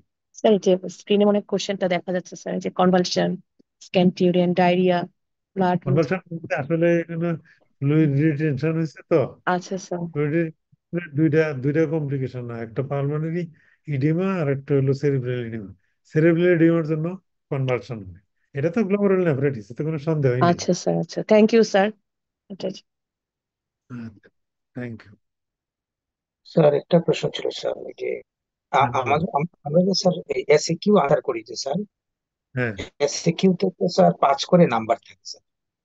তো আমরা কি স্যার স্পেসিফিক আনসার দিলে কি স্যার 5-এ 5 কি দেওয়া যায় স্যার, মানে 5-এ 5 পাঁচে পাওয়া পাস যায়? ইউজুয়ালি পাঁচে পাস মানে দিতে চায় না স্পেসিফিক্যালি, কারণ এটা তো এসিকিউ।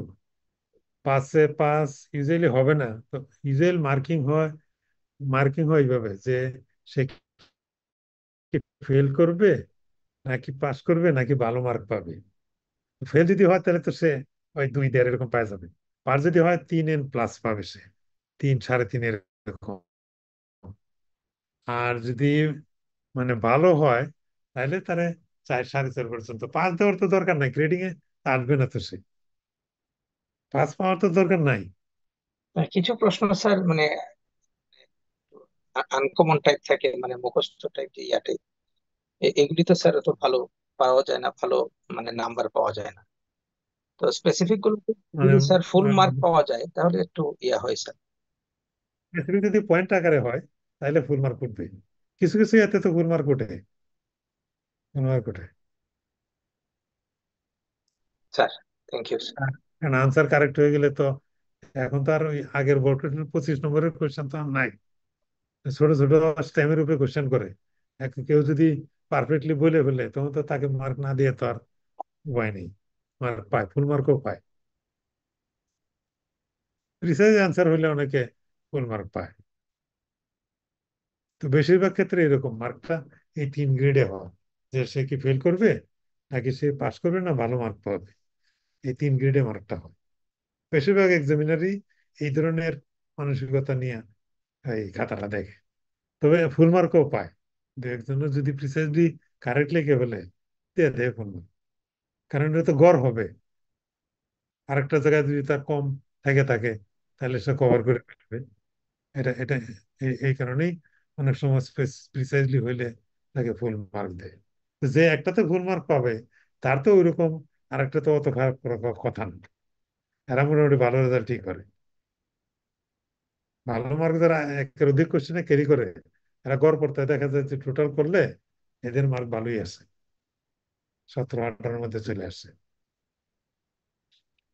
স্যার আমাদের তো প্রতি পেপারে স্যার 4টা খাতা থাকে, ABCD বা 1 2 3 4। হম। তো স্যার প্রতিটা খাতায় তো স্যার ধরেন 600 বা 700 ক্যান্ডিডেটের 700টা খাতা থাকে, একটা একটা কোয়েশ্চেন। হ্যাঁ, তো ওই 700টা কি একজনই দেখে স্যার, একজনই তো নাকি তো ওই 3 দিন 4 দিন 700টা 5 মানে দিন ধরে দেখতে হয়। সকালে 8টায় বসে দেখো সন্ধ্যা রাত্র 8টা পর্যন্ত দেখে। খাতা দেখা তো অনেক কঠিন। মানে একজনের না দেখলে একটা হয়তো কোয়েশ্চেন স্যার, নাম্বার ভেরিয়েশন হয়ে যাবে। স্যার একটা কোয়েশ্চেনটা কি কোশ্চেন স্যার একজনই একজনই দেখে, দেখেন এই 700 খাতা, নাকি এই একটা কোয়েশ্চেন একজনই দেখে। কয়েকজন দেখেন, না একজনই না না দেখেন না, স্যার? একটা কোশ্চেন কয়েকজনে দেখে না, দেখলে তো মার্ক ভেরিয়েশন হয়ে যাবে। আচ্ছা স্যার ইটস 11টা স্যার বেজে গেছে স্যার, আমরা আর আচ্ছা একটু ঠিক আছে। কোশ্চেন নিয়ে তারপর স্যার। আর কারো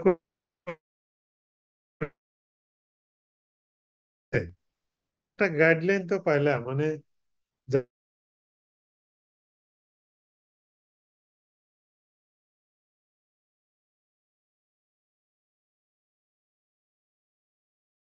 যাতে তোমার